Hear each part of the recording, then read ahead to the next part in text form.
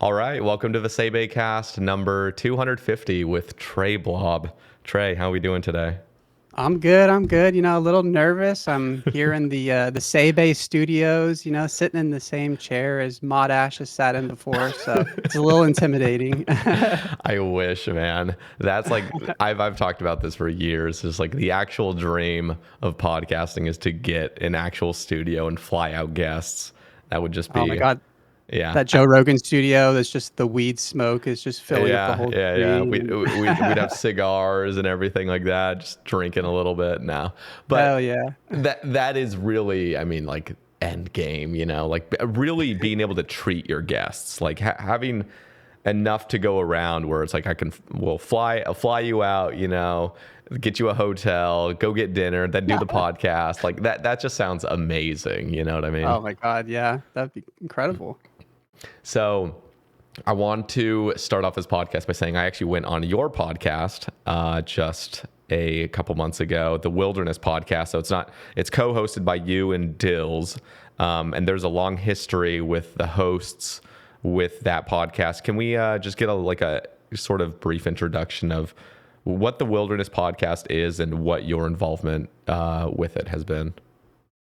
Yeah, so the Wilderness podcast was Dills with his brother Deegan started it, and they're just a couple of fun-loving guys, and just talking about the game and straying into other things. I even haven't listened through the whole archive because there's a lot of early episodes where they start off by saying, this is the Wilderness podcast, a RuneScape podcast, but I'm not really playing RuneScape right now, and so they talk about WoW for like an hour. Um, but hey, it's at least they're being honest about it. But Yeah. yeah, and then throughout the years, Dill's brother Deegan, kind of obviously straight into other games and stuff, and he's had a couple of other co-hosts. And a couple of years ago, I started listening. I was mowing lawns at the time, so listened to a lot of podcasts, a lot of Sae Bae, of course, but found the Wilderness podcast and really, vibed with what they were doing there, and ended up joining their like in-game clan and Discord, and it really like changed the way I played the game. I'd been, solo everything before that, never like any group content, all scared me. So I joined the clan.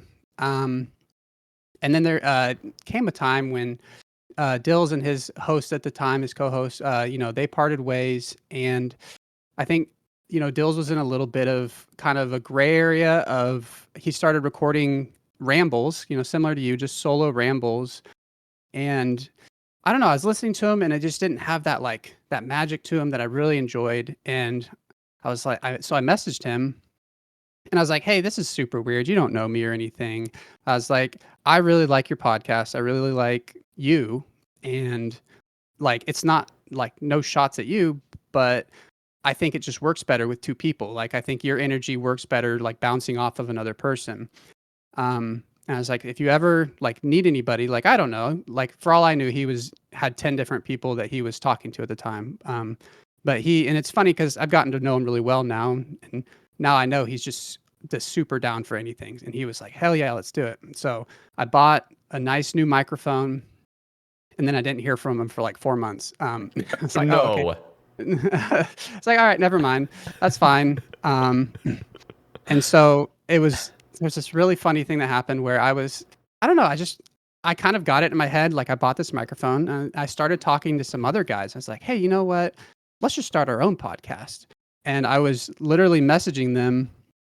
I remember this so clearly. I was at work and we came up with a name for it. And we were like, yeah, dude, let's actually try to make this happen. And then Dills messaged me and was like, hey man, sorry it took so long to get back to you. Let's get that episode recording happening. Oh And no. so I messaged those other guys. I was like, hey, like, I'm gonna do this instead. And they're totally cool about it. They're good friends. But yeah, so then I went and started recording with him, and we just hit it off immediately. And it's just, we've had a great time recording.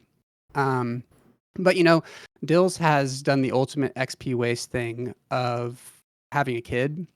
And so, his schedule It's the is long game though, because the kid will eventually start gaining the XP. Yeah. That's right. That's right. I think he's getting a little bit of that because he's mentioned not the kid playing the game, but the kid enjoying watching the game, which gives him a little bit of time to, like, I'll take the kid. Yeah, he wants to watch me play this game. But so I started doing, I was like, hey, we're still doing our normal episodes. Like we're recording like, every other week, trying to get him out in a timely manner. But, he's busy. He's got a kid. He's got a life. So I was like, what if I started doing some solo episodes in between these? We can get some like friends from the clan on. And I had this idea it's called All About, where it's just literally just pick a subject and we'll talk all about that. So we did like TOA or Slayer. And then I was watching, one of your streams, and you were talking about your, gnome agility kind of a thing that you've talked about a lot. And I was like, oh man, what if we did that for every single skill? And it's like, okay, that's a cool fantasy. I messaged you, went about my day, and you actually responded, which blew my mind, and I'm so grateful for. And yeah, you came on, and we did all about the future of skilling, where we just took every skill and I just kind of proposed it to you of like, what would that skill, like, what would you like to see in the future of this skill and that skill? And yeah, and it was great. So yeah, that's kind of my history with it all. Nice. Yeah. So that was just, I think I actually even published a clip from that episode talking about where we were kind of discussing thieving. I just thought we were we had some pretty good ideas, not to like toot our own horns, but like it felt like that whole episode. First off, I just want to say, cause I have been on other podcasts and you were just very respectful as a host and very much like open to, I don't know. I just felt like you gave me time to speak, and that is something that's actually kind of not rare, I guess, but maybe it is kind of rare. I feel like I have been on casts where it really feels like the hosts are not. Maybe it's a little bit easier on a one-on-one, but like I feels like some of the podcasts I've been on, it's just there's too much noise going on, and it's hard to get the guest to like really, speak, and so.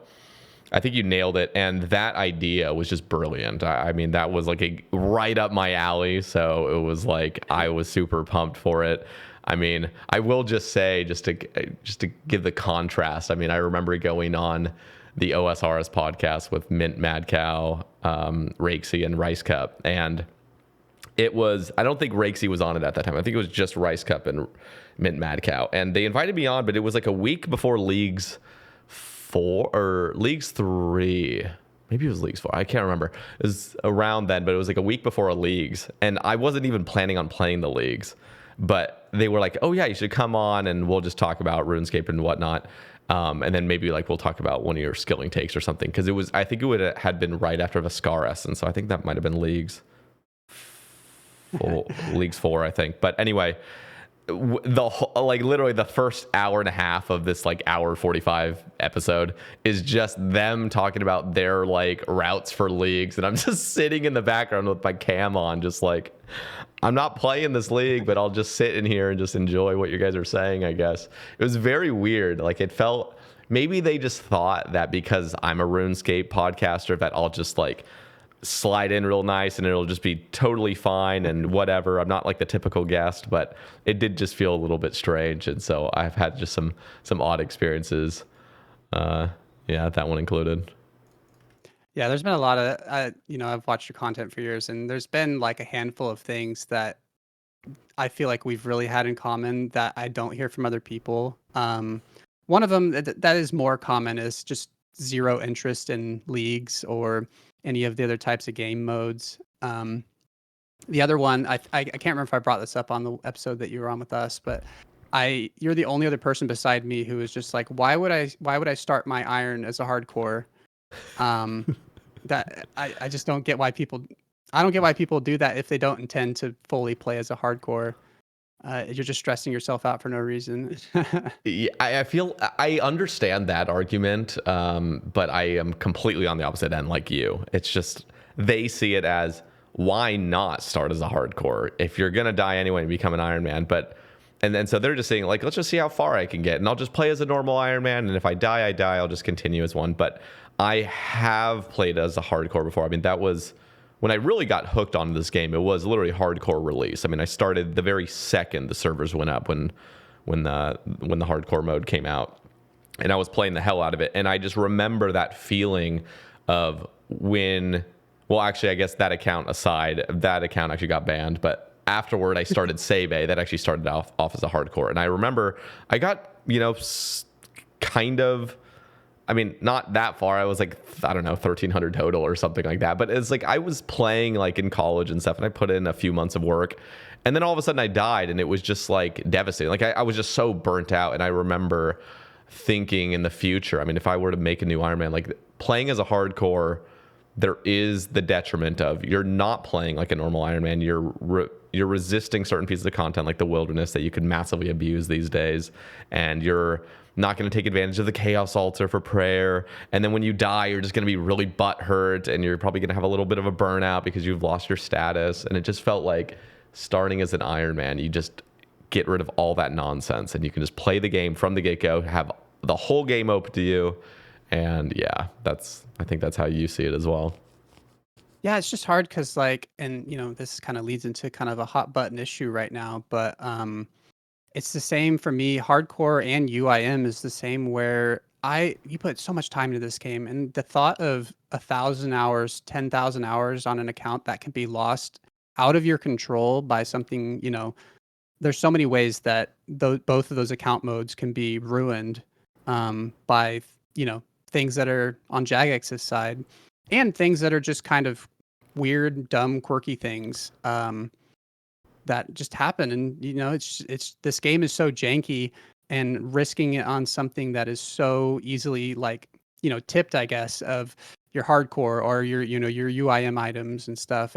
I've fallen in love with Iron Man, and I would love to play a officially released, more challenging mode of that.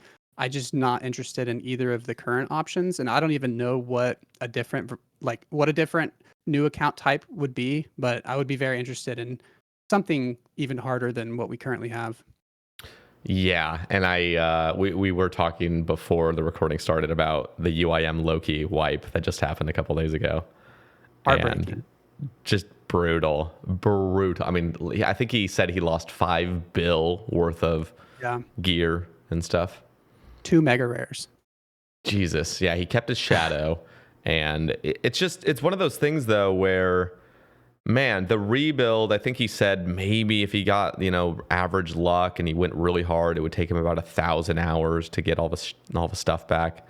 But that's asking a lot, because you could go try on a Tebow, you could go try on a Scythe, you could, there are some daunting grinds that he'd have to do again. And it's like, I don't blame him for feeling very burnt out of just and he in the video was making a fun little wilderness video going for the Void Waker, and then that all got scrapped. I think the way he handled it was pretty good. I mean, he took full responsibility, because it sounded like it was just his fault for not having rejuggled the death pile. But I don't know. There's a part of me that's just man, Loki is so talented at the game, and he's got so much game knowledge. I feel like even though it's heartbreaking, I think the way he was kind of going about it is just he sounded very demotivated about kind of content in general. And I'm just man, he did have the caveat of he knows this is kind of liberating in a way where he can kind of do something else with content. And I'm just thinking man, I think he doesn't give himself enough credit. He could, I don't know. He could really just do anything. He could start a new UIM. He could start a hardcore. He could start a group with some people. He could do so many different things. And I feel like he sees his UIM as the reason people were watching. And maybe because I've had him on the cast a couple times. One was an exclusive episode, and he did try to pivot away from his maxed UIM. And I mean, I think he tried 1 or 2 ideas, and they just didn't do as well. And I think to him, he just saw it as a fail, oh crap, he's really stuck now in this maxed UIM, and he has to keep doing content on this. But I really feel if he finds the right idea and he really loves it, no matter what he comes up with, As long as he's truly loving it for what it is and just goes on his little rambles and stuff that he does on his videos, I think he'll do great. And I think this might be a good like transition period where he can like refocus on something else. Yeah, I mean, I think that like, you know, before you're saying he tried some other series and stuff, and those were probably seen as like tangential to the UIM Loki maxed, UIM series. But it's a completely different situation now. Whatever he comes out with next is going to be the new thing that UIM or that Loki is doing after losing, 5 bill. So it's going to have a lot more focus on it. A lot more people are going to check into it and like, what's he doing now, as opposed to kind of just like a side series. So I think he handled it super maturely. That video made me really like the way that he said I needed to check with Jagex first. So first off, that's a green flag of not like he went, not going to Reddit, starting a riot. And then he did check with Jagex. Jagex said they reviewed it and it was like, entirely his fault. And he said, this is entirely my fault. I take full responsibility for it. And it would just be so easy, especially something so emotional, to just turn the community against Jagex, as they are very want to do. And I'm glad that we're not having a huge Reddit shitstorm right now. Yeah. I'm thankful for that. Yeah, it's just a brutal game mode. I mean, we've seen this time and time again where some crazy UIM loses everything.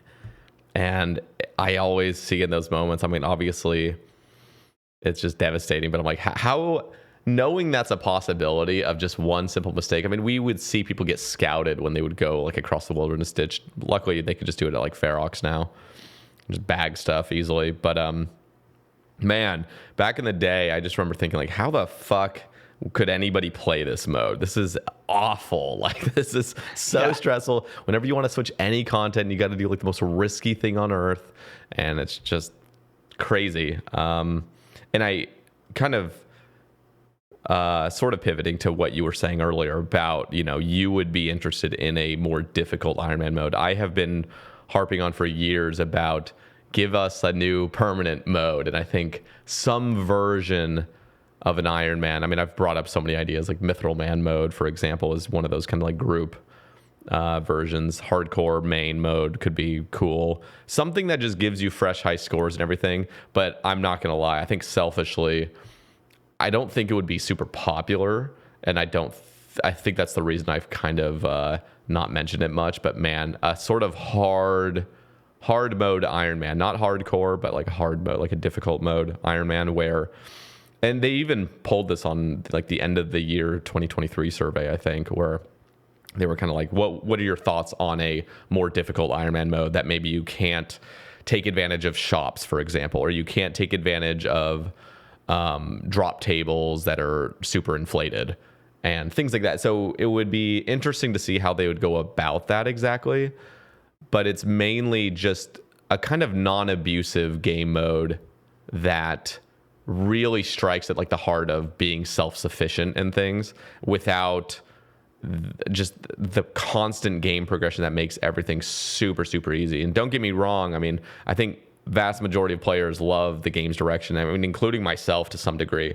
But I think it's just because there's no other real way to go about it. I mean, for example, the wilderness, I have a problem with how much loot you can get from the wilderness. I mean, it's just, but at the same time, it is fun to participate in the wilderness, and it's fun to have that kind of thrill going on and just making just banking tons of resources. I mean, literally, I think I did like 1,000 RDO, and I just banked so many mahogany logs and just everything. And beyond that, you could just like AFK Callista with 10 people and make absolute bank. I mean, if you all have like crossbows, I've talked about this before and I've seen the data. It's like Ironmen were making 7.5 mil an hour to click a couple times an hour, basically. Just to click the boss one time, it dies, you pick up the loot. And then on top of that, they were also getting like 3 elite clues per hour that had no risk involved because you could just juggle them on the ground and they'd stay an hour. So it was just it's wild to see how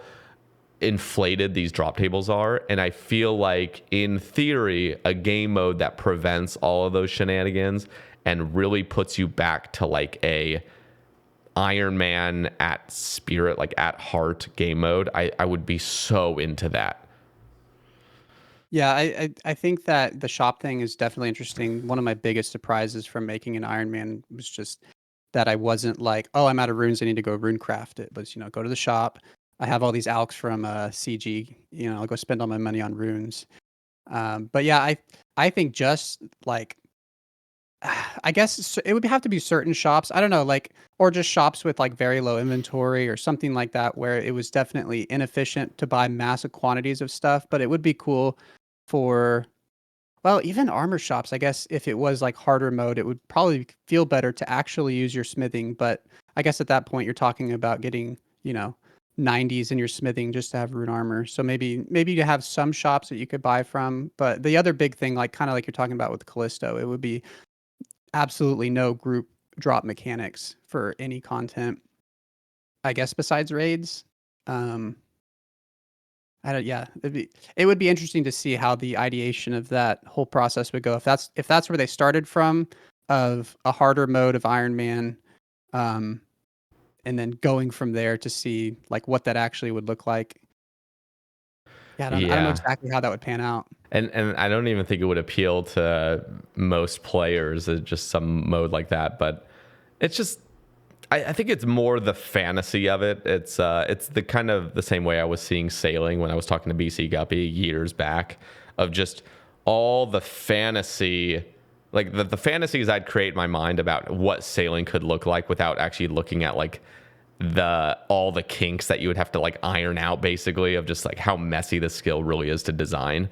I think it was just the fresh, smooth fantasy of like, ooh, sailing with the boys and battling your ships and fighting monsters on the sea, and then not thinking about how the skill is going to work as a whole, and like trying to make it so it functions properly with all these players on the sea. I feel like the same thing with this sort of idea. It's like the idea of it sounds cool, but then as soon as you start actually like pinpointing what would need to be changed from it, it becomes like, maybe not. Maybe this doesn't sound as fun as I thought in my head. So, but yeah, well, that's why it's good that we have mods that can take our ideas and see what actually, what is pitched is very different than what comes out. Some of the stuff we see on, I feel like it would be interesting to see just from like a satisfaction perspective, going through a lot of these updates and being like, hey, the stuff that we voted yes on, what did we actually think that's a good idea now that we have it? Because there's a lot of things that they sound amazing, and then when you actually have them in the game, it's like, oh yeah, I don't know if I actually wanted this or not. Yeah, but it is what it is. I think the best, I don't know, the best idea, the most exciting, but it does have one issue with it, is that separate hardcore main mode that's on separate servers. Everybody's a hardcore, and that just sounds absolutely thrilling beyond anything we've experienced, I think. And I'm sure you've probably heard of this idea, right? Mm-hmm. Oh yeah, I've heard you talk about it. Yeah, because that is just, it's so good in so many ways. It's a fresh server, so it's a permanent fresh server that starts off. There's probably going to be tons of worlds of it because so many people are going to be hyped on it. Every streamer is going to be doing it because every single player you see around the world has one life. Like, everybody is a hardcore, which means everything's super dangerous. If you want to go out in the wilderness is just, the wilderness alone is the most crazy experience. Like, that is going to be the wildest place in the whole game, be like in any server. Like, it would just be such an extreme place to be because everybody is a hardcore. You can't go out there and scout. If you have like a bunch of scouts that are like, hopping between the worlds to try to get an advantage, a guy can just kill like the scout. You know what I mean? Like, it feels like, well, I don't know, maybe the scouting actually still would be an issue because it would be just as easy to just make a new account again and just go back out there. But I feel like if somehow they can prevent some version of scouting, what I really like about the idea is the fact that anybody in the wilderness is risking everything. They're risking their whole account being out there. So it means if you ever go out there to do a clue, for example, you have to fully gear. You have to fully prepare yourself, basically. You can't go out there naked because if you die, you're out of the server.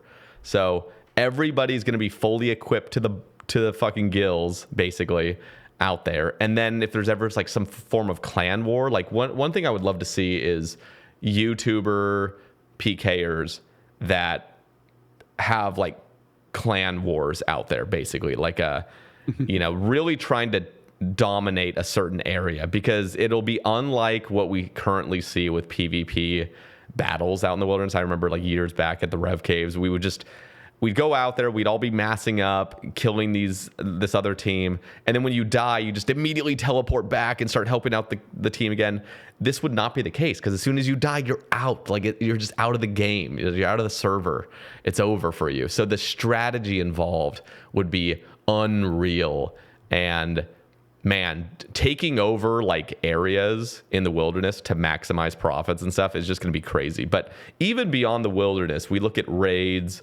If everything has the hardcore group rules where everything's dangerous, it will just be insane to see people doing TOBs over and over, or people doing the Inferno, because that would be dangerous as well, and people doing whatever other content. Mega rares would have the craziest swap rate of all time.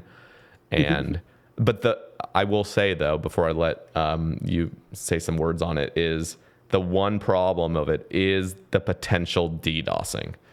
Because if it truly is a server where everybody's a hardcore, the incentive for bad actors to shut off those worlds will be sky high. And I think if you have like Bodhi streaming some dangerous content, and they can somehow, shut off the world for a blip, that would be devastating, not only to like the streamers, but also to just everybody else that's on that world. You know what I mean?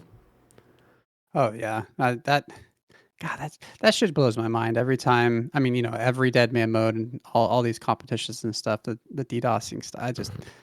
I just don't get it. But I guess when there's real money involved, even if there's not real money involved, that still happens, and it's just, it's craziness. I guess one other thing I'll say is if they were to have like a sort of like a promise that if we recognize that the servers were attacked maliciously, then we would just have reset. Like a what's it called? Now I'm trying to think. A rollback. That's it. If they were to just promise, like, okay, if we have clear evidence that these servers were shut off maliciously, then we'll just always have rollback. So you basically are always preparing for sort of like a rollback. I think that'd be the only way to really try to prevent that the best you could. Anyway, I'll let you talk now. No, yeah, I mean I've been interested in it in the times I've heard you talk about it. Sounds like the kind of thing where I would probably just have like an alt on that world that would do only safe skilling stuff and trying to transfer money over to the main game or something, kind of similar to all the other temporary modes that a lot of people just kind of get in for the rewards and get out as fast as possible. Mm-hmm. The hardcore, I mean, it still is scary to me. As far as, just feeling like, especially anything PvP is just so hard, because I just can't get over the thing where the rules work differently in PvP. And that's what always keeps me away from ever really engaging with it, is like, oh, my prayer reordering, or the size of my spell book, defaults and stuff like that. It's so dumb. The second I get PK'd, it throws me off so much that even if it was like a fair fight, which to be fair, I chose what I was taking into the wilderness with me, so they have a lot better gear than me. But yeah, like those little things, and then this dude's attacking me and I'm letting him kill me, and he's like running, stepping under, dancing around me, and I'm just like, dude, I don't know what I'm supposed to be doing here. So just I got protect item on, I'm gonna hit my prayer pots and you take what you need. Yeah, the PvP side of it, especially on a hardcore, oh my god. But it is cool. Is it Frey that does the wilderness locked hardcores, where it's that's a really fun, whichever creator that is, that series where you just have this guy doing wilderness bosses in like full maxed out gear. And that freedom, like you're talking about, of yeah, I'm a hardcore. If I die, that's it. So I'm going to take my absolute best in slot gear into the wilderness. That part of it would be really fun. Yeah. And again, like the wilderness is such a small part, like most people would not even participate. I think that's just the most exciting. But you could also just be on that server and be a skiller, like take very little risk and just really try to take advantage of a fresh economy and trying to gather supplies for the people that really do want to take the hardcore kind of aspect super seriously. I just think the whole experience would be very thrilling for a lot of people. Just the freshness of it. At any point, anybody can be wiped from the game for anything. I even thought it would be interesting to see like dangerous random events come back where AFKing on these servers is truly a no-go. Like you just cannot be AFKing on these servers. And plus think about places where there is a slight bit of danger from AFKing. For example, if you were killing like ammonite crabs, I'm bringing up this example, ironically, that because I actually died to a zygamite, but somebody could like lure a zygamite knowing that every player on this world is a hardcore. So if you did see somebody AFKing or something and you could see a way to like exploit it and get them killed, there would be a lot of that, I feel like, of just, ooh, I'm going to try my best to like get this guy out of the server because he's AFKing and I don't like that, you know? And I think the dangerous randoms could go pretty, they could go pretty hard in a mode like that, especially if they're like actually dangerous. I love dangerous random events. I loved it back in the day. It's just so dumb, in the best way possible, the most RuneScape way possible. And you know, these days it's always a little weird when the guard pops up and says, "You're coming to jail," and then you're just like dismissing. It's like, all right, never mind. All right, take care. See ya. Yeah. Have a good day. I mean, I definitely get it because it would only be an annoyance to real players. Every bot would just have a script that's just easily just prevents them from actually being taken and stuff. And I feel like just the frequency of random events would be so annoying if you were forced to do them all the time. I've hidden basically all of mine except for like the lamps that are quick to get. Everything that doesn't give you a lamp or a stale baguette. Yeah. And now I have my stale baguette. I'm almost. I don't think I'll ever not do the quiz random thing, or like the game show, the quiz show, whatever that is. Mm-hmm. But only because you also can get some clues from the caskets. But once I have I already got a stale baguette. I got a stale baguette on my birthday. That was crazy. Oh, that's awesome. Yeah, that was a wild experience. But yeah, so I don't know. I've always just kind of wrapping up the whole like game mode thing. I think there is so much potential for a permanent game mode, and I think it would have to be at some point where there is a lull in content. It feels like we're having sailing coming out quite soon, and then I think Raids 4 is going to be coming out next year. But I do feel like some version of a permanent game mode that the community really wants could be super, super exciting. And it would get a lot of people that have never experienced the fresh high score race to experience that again. Yeah, no, it's gonna be cool to see that with sailing, just the race to 99. But yeah, you're entirely new high score for entirely new account type, even more so. Yeah. So I want to talk about Varlamore that has just dropped, Varlamore Part 3. We have the Delve boss. I have not even touched it yet, but I've seen a lot of people doing it, and I saw Bodhi get to like fucking wave 28 or something, which is apparently just insane. And I don't know if that's world record currently or whatnot, but it felt like just 30. So, I don't remember who it was, but I heard 30 was the record right now. Okay, it's 30 the record now. That's crazy. Because it seems like it's a W across the board. Like it's just very, very fun. Everybody's loving it. It doesn't seem super, super difficult. And it sounds like, because I was asking, I was like, what kind of gear do I need? And then people are just like, really, you just need a Scobo. And you're pretty much good to get to wave 8. if you can, get that. And then if you really want to take it far, you got to have like the mega rares preferably, or at least like a Tebow or, whatever else. And I just think it's just an exciting piece of content. And beyond even Varlamore 3, Yama was just such a success. I mean, that boss, I've been grinding it. I got an Oathplate helm last week, or I guess this past week. And it's just one of the most fun, and it has such good flow to the fight. It's so well done, and it's not exhausting. It's just good content.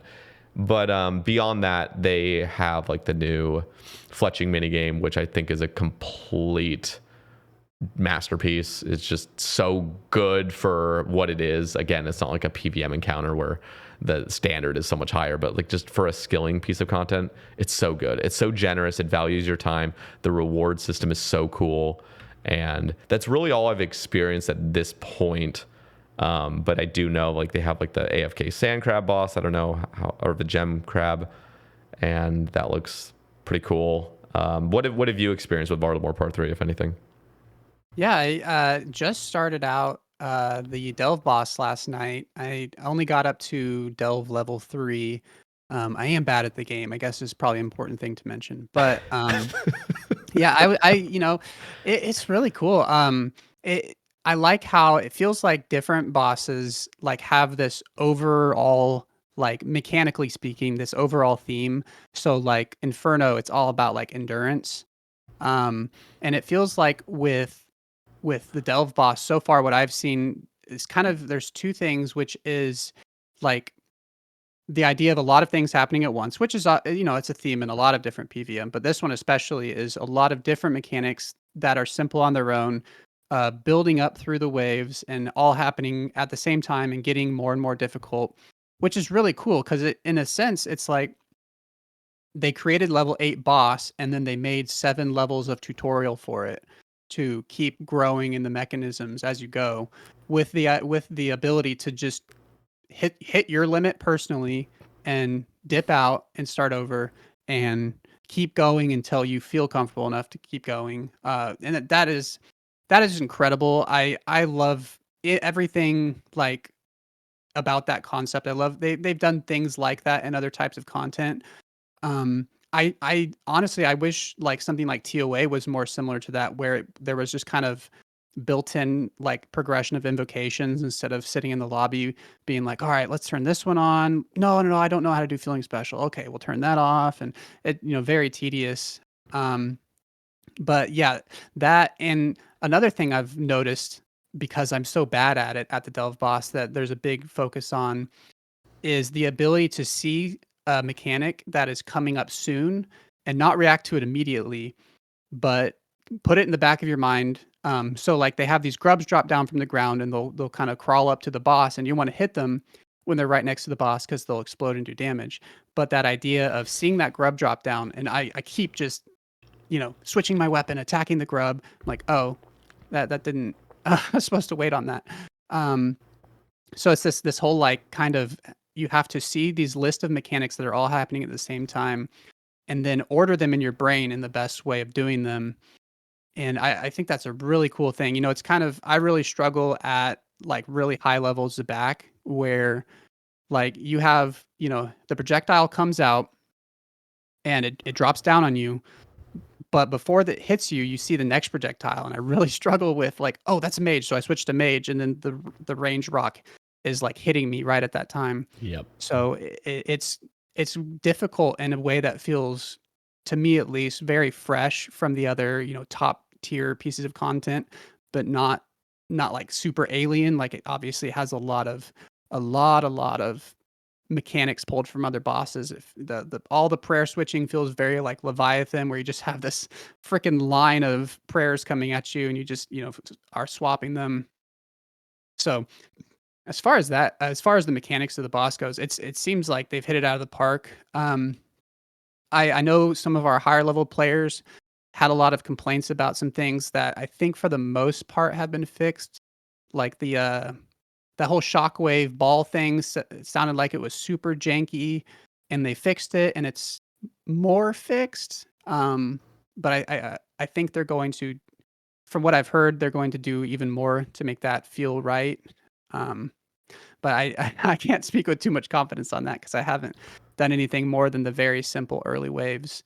But yeah, it's one of those bosses that it's a really cool feeling when on my iron, I look at it and I'm like, wow, every single one of those rewards would be good for me. So I'm gonna try to start learning it because that would be, and jumping over to Yama a little bit, I've gone full into Yama as well. I think Yama's such another home run that they hit. I've been loving it, and I have Oathplate helm, Oathplate chest, and well, everything but legs and pet, and that's been so much fun. It is Yama adds such a fun, like a funny dynamic of like the duo thing is so funny because every time the second I find a duo partner, a third person hops in VC and it's like, oh, okay, well, let's go do Tob or something. We got 3 people here now. And it's been really hard to like, button down and get Yama Casey. And I do not enjoy it solo. But yeah, as far as the top tier PVM that they've released recently is, with a grain of salt coming from someone who is not a top tier PVMer, I think it's been incredible. And the like kind of meta review that, I've picked up from, kind of all the big content creators, seems like everybody's really happy with it, which, makes me happy because they are an important part of the community. And when they're happy, I'm happy. And then I can be happy with that I'm getting updates that are more tailored to me. They're getting updates that are more tailored to them. The game grows and the game is great. And the game is at its absolute peak right now when it comes to players. I mean, every server is struggling to just function properly. It's insane. I was hopping Blast Furnace Worlds last night, and the American ones, even though, there's like 1,300 people on a lot of them, are stable enough. They're just a little laggy. But man, I think I hopped to a UK and it only had like 650 people on it. But it was melting. I mean, it was truly just struggling beyond anything I've ever seen. Like I was clicking and my guy seriously would just not move for like 3 seconds, and then he'd start moving, and then everything would be fine again, like where everything is just reacting to exactly when I click, and then it would just have this huge delay again. I'm like, and it was like every 5 seconds it was doing it. It was wild. But it's amazing to see still, like, just how many people are enjoying it. And there's probably a lot of the credit. I don't know what the percentage of how, like if we're looking at 200, and I think we almost hit like 230,000 concurrent players at one point. I don't know what the percentage of that has to credit the WoW migration, all the WoW players moving over. But it's pretty cool to see. And kind of touching back on the point of the Delve boss, the devs really going in and ironing out all those kinks as quickly as they can, where they are taking their time with it to make sure it's good, and they're listening to all the feedback, and they're making it a more enjoyable, fair experience, because people have said like there are just some issues that are just unfair and unfun. And instead of letting it linger for 4 years and just us just getting used to it, they are really into like getting those things figured out and fixed. So it's a really fun experience across the board. And I just love that. I wish they would take a little bit more time with skilling updates when it comes to that kind of stuff, because it feels like with a lot of skilling updates, they'll drop it and it's like, okay, whatever it is, there you go. That's what it is. We're not going to touch it again. And there always seems to be just minor issues that are so easy to fix, like so fucking easy to fix, and they just will not fix it. And it's just literally like something as easy as making it slightly less sticky, or giving, a little boost here or something like that, or just ironing out this XP rate like right here or something. It feels like it's pulling teeth to get the devs to make any amount of changes. And I think hopefully their philosophy has kind of changed on that. It looks like that, at least with high level PVM, which I think is mostly been the case for the last few years. It feels like we did have issues with like Chambers obviously dropping. The dev team was so small, they just kind of had to let it just settle the way it was. It was kind of broken. But I feel like now with so much experience with all the PVM content they've designed, they really do know like what works. And I think the culture of the community is way less of the masochism that we used to experience, where everything was about like how difficult and unfun can we make things. And that's what's a sign of like a good piece of content, is how many clicks are we going to be doing, and how miserable can this grind be so it's respectable. It's not about that anymore. It's just about what's going to feel the best, what's going to be the most fun. I love it. Yeah. Yeah, in the turnaround time, like you kind of mentioned there, anybody, I wasn't around, I wasn't playing the game like 2017 time, but that whole meme about, what is it, late 2017 or whatever, with the meme about how long it takes them to get updates out. And now, we're at the point where like it's shocking how fast they're getting updates out, to the point where they announce, this huge Slayer rework that I'm so excited for. And it's been like 2 weeks and I'm pissed that they haven't implemented all of them in the game yet, even though they just released a whole freaking third of the continent. I'm like, come on, get this. Let's do an extra update, on Thursday or something. Yeah. The Slayer stuff, all those things were so good. And then it's like, they've had what, like 3 quality of life polls like this year, and with just all this stuff, and it's like the next week's update they implement it. That's taking a lot to get used to, from it being years. It's so nice. It's so nice, and it feels like we're truly being listened to as well. That Slayer summer sweep up that they proposed a couple weeks ago was just perfect. There's so many good things from it. And without going overboard to the point where it's really easy scape, it's just like, no, these are gripes that we've had for years that we have just accepted and just been like, okay, well, this is just how it is. And they've even like admitted that a lot of these things they would have loved to fix a while back, but the systems just weren't in place. Like they just didn't have the capability, for example, to separate Slayer tasks from your normal tasks, or like your block list from Slayer and, normal. And now every single Slayer master is going to have their own separate, unique block list. And I just think that's so cool. Yeah, it was like such an elegant solution to, and I think that's something that comes up a lot in this game, is we all want the updates and the fixes that appeal to us the most. And Jagex is getting that from all these different people who have their, everybody's got their own interests at heart.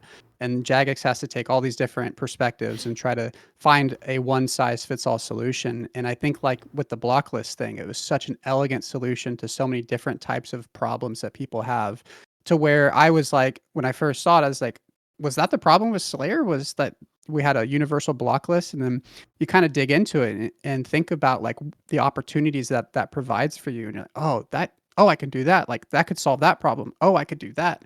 I can have one of my, like I could, let's say Neve or Steve could have all of my like, I could do that Slayer Master for the like greater demons and black demons, and I can block it on my other ones. And like the theory crafting of having your different Slayer Masters attached to different types of grinds now just opens up this whole world of possibilities that I didn't even consider to be a pain point in the game before, but it is such an elegant solution. It's so good, and it's actually going to add more variety to Slayer. And because one of the really annoying things, like I did early Wilderness Slayer on this account, and I think that really is a good move to make on an early Ironman, because you just don't really get many good tasks. And so like almost like doing Slayer up to like level 80 through Wilderness is just insane for like points, and it's insane for loot if you get Laren's keys.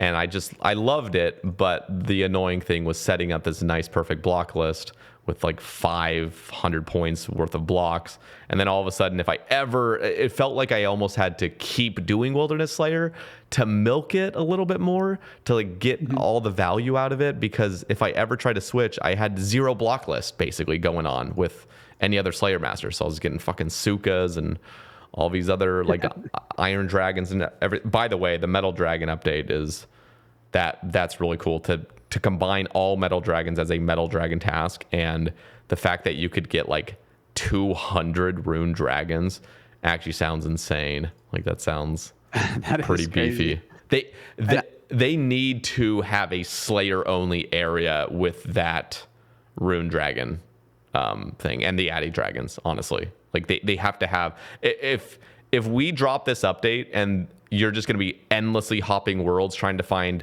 fewer than 3 like gold farmers and rune dragons, it's going to be absolute chaos, especially because people that are doing Slayer are going to have tasks of 200, not just like 7, you know? That's going to be a serious crowding issue. I think we need just an entirely additional Slayer only like entire dungeon, because there's that would be so many things, and especially with, I mean, before all these people were coming in, like doing shit in the catacombs was, I mean, you know, if you have a Dust Devils task, you want to go do it in the catacombs, like it's a minimum 10 15 worlds you're going to have to hop to find one. So just more options, and you know, obviously Slayer only Vire area would be great. You know, I know your feelings on that one. That would be fantastic. Just, I mean, all kinds of. It's just the game's growing, and it's great. It's a great problem to have, but it's really hard sometimes to be able to do your Slayer task. Yeah. With Vires, I mean, it's just the whole blood shard issue. I talk about it so much, but if they were to have simply in that blog post said, hey, we are making it so blood shards are 5 times more common while on task, that would be such an amazing, simple change that I think is perfectly reasonable and makes perfect sense, because it's not going to flood the market with blood shards. That's people's biggest fear. The people that are against any changes to blood shards, their fear is that by changing anything and making blood shards easier, it's going to have a catastrophic effect on like the economy, which I disagree with to a large degree. But I think something as simple as making it so a blood shard from Vire Sentinels is not 1 in 1,500, but 1 in 300 on task. And so that means if you get a Vire task that's 150 and you slaughter it and you get maybe like 230 or something, you have a reasonable chance during that one task to get 1 blood shard, like maybe. I think that's totally fair, and it would be that really exciting task of, if you're an Ironman and you get your vampire task, you're like, hell yeah, like let's go. Like this is something I'm actually excited about. It's the same feeling if anybody's done Wilderness Slayer and have been kind of hunting actively Rev tasks. Getting the Revenant task and knowing you have a 5 times higher likelihood of getting a weapon is so exhilarating. Like it's just like, okay, hell yeah. And I always have to add, like I had always initially been against these kind of boosted rates on task, but I think the Revenant version of what they did showed to me, okay, this actually could be used appropriately in some situations.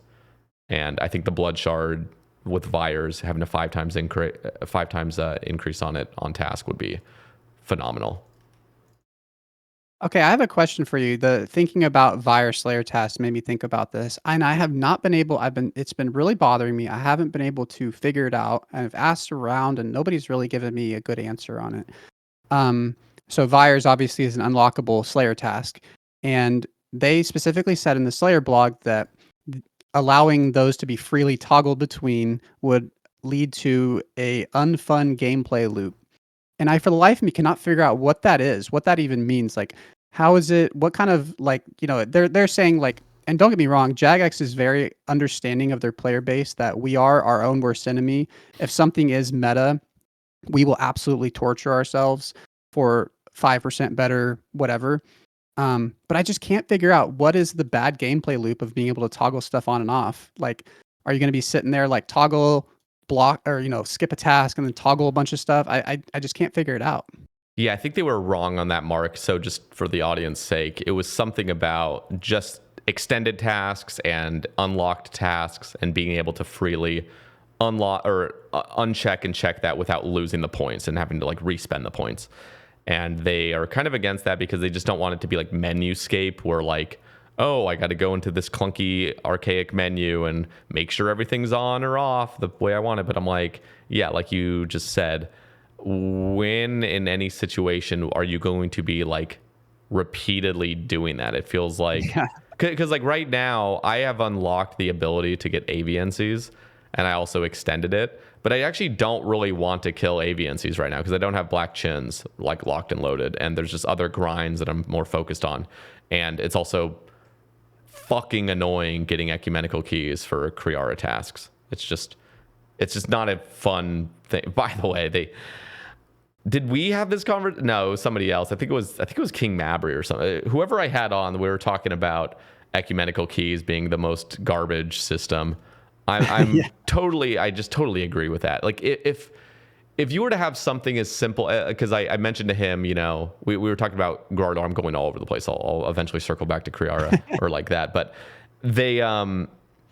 he was just saying how annoying it is to like hop worlds and kill fucking 6 goblins that are spawning and kill 40 of them.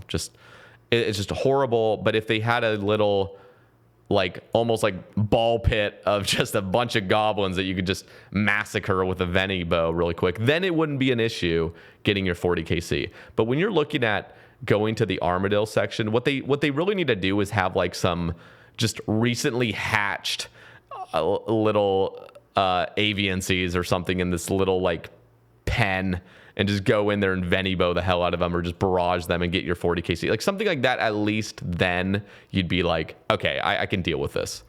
But at the moment, getting God Wars Dungeon KC is hell. It's so bad. Would you be? I know I'm diverting your already diverted thing, but I'm just curious. Would you be on board with just adding a ecumenical key shards to literally everything in the God Wars dungeon? Yes, 100%. They needed to do that as soon as they released it with Nex. Yeah. Like, and the really dumb thing is that Grandmasters, because I think it costs 50 shards to make the key. There was no discount for having the CAs done. So I thought it was really silly that it takes 50 shards to make the key, but if you're a Grandmaster, it still takes 50. It doesn't take like 15 or something. Like it's just... Yeah. You're just burning through them. But if every God Wars boss dropped those key shards, that would be amazing. Even something like you go to the God Wars dungeon area and there's a mine that you can mine the rocks themselves and just get like trickle mining XP and just mine the key shards yourself. Like, come on. Like, we're sick and tired of this bullshit. Like, maybe in 2013 it was reasonable because God Wars was just best in slot for everything, and you didn't want everybody flooding everything, and there was more encouragement to have teams and to stay longer. But these days, everyone's soloing God Wars. Everyone is.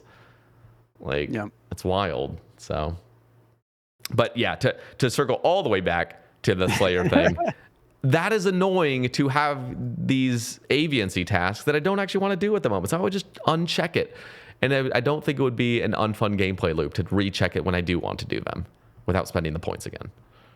Yeah, it confuses me why they worded it like that. If they just said like we don't think that's good for the game or something, okay. But you know, for example, like I just finished my halberd at Araxor. GZ. And thank you. And you know, I got the extended tasks, so I can, you know, get up to like 250 Araxites for a task. And I have the Airnea boots, I have the halberd and the fang. So I don't really, it's not a task I'm looking forward to anymore, but it's obviously not worth a block and I don't really want to skip it. But if I could toggle off that extension, so I'm getting like 60 of them. Yeah. Like that'd be cool. And yeah, it's going to be an unfun gameplay loop of 5 seconds of clicking that toggle. Yeah, I can't. It sounds like a really fun gameplay loop to be like, ooh, I can toggle this off. You know, I'm out of blood shards and they just lowered the on task rate for blood shards, so I'm gonna turn Vires back on. It's just stuff like that. Like there's so many fun little options there, and I don't know. That one has been confusing me ever since they put that in the blog, and the blog was so on point. You know, I know that I think it was you. But I think a lot of people said when they were combining all the metal dragons that I would love to see that for like demons or other types of monsters. And that demon specifically, I think could be what we were talking about earlier, where the fantasy sounds better than what it really is. Cause I got to thinking about it and it's like, okay, you get a task for demons, you know, just capital D demons, anything that's associated with them. And it's like, damn, that would be like a hell of an analysis paralysis, because it's like I could do TDs, I could do demonics, I could do Krill, you I could do Duke. Schizo. Yeah, that would be almost too. Yeah, that'd be way too OP. Yeah, and it would be decision paralysis. But beyond that, it would also, it would make things too easy, I guess. I think having that huge thing, Yeah. like if it was just dragons, kill demons, kill any form of spider or something, you just go to rock up to, I guess Top doesn't have this Slayer helmet effect, but it feels like that's too broad. But I think the king of all of those was definitely metal dragons, and they are addressing that. So I think that is, yeah, I think they hit it out of the park with that one. The toggleable thing is super weird, but other than that, I am just so excited for that to come out and to kind of see like all the different options of the different block lists. And I just want to see how many points I get on day one from refunding all that stuff. Yeah. One of the weird things that they did, it's not like it made sense at the time, but I understand where they were coming from at the time of the release of Fossil Island, and they dropped Fossil Island Wyverns, and then every maxed account was fucking pissed that there was now like another task they had to skip, and so like their points were fucked up if they were trying to do efficient Slayer. And so what their solution was here, pay 500 points to stop the Wyvern. Like, here you go. Like, we're going to force this on you, and now you have to pay to not have it. It was very bizarre, and I feel like that should be looked into. I don't think they even addressed that in the blog, but like that would be something where that should have just been an unlock. And really, if it was my decision to like, if I had like control over the game, I would say buff the living hell out of those Fossil Island Wyvern drop tables.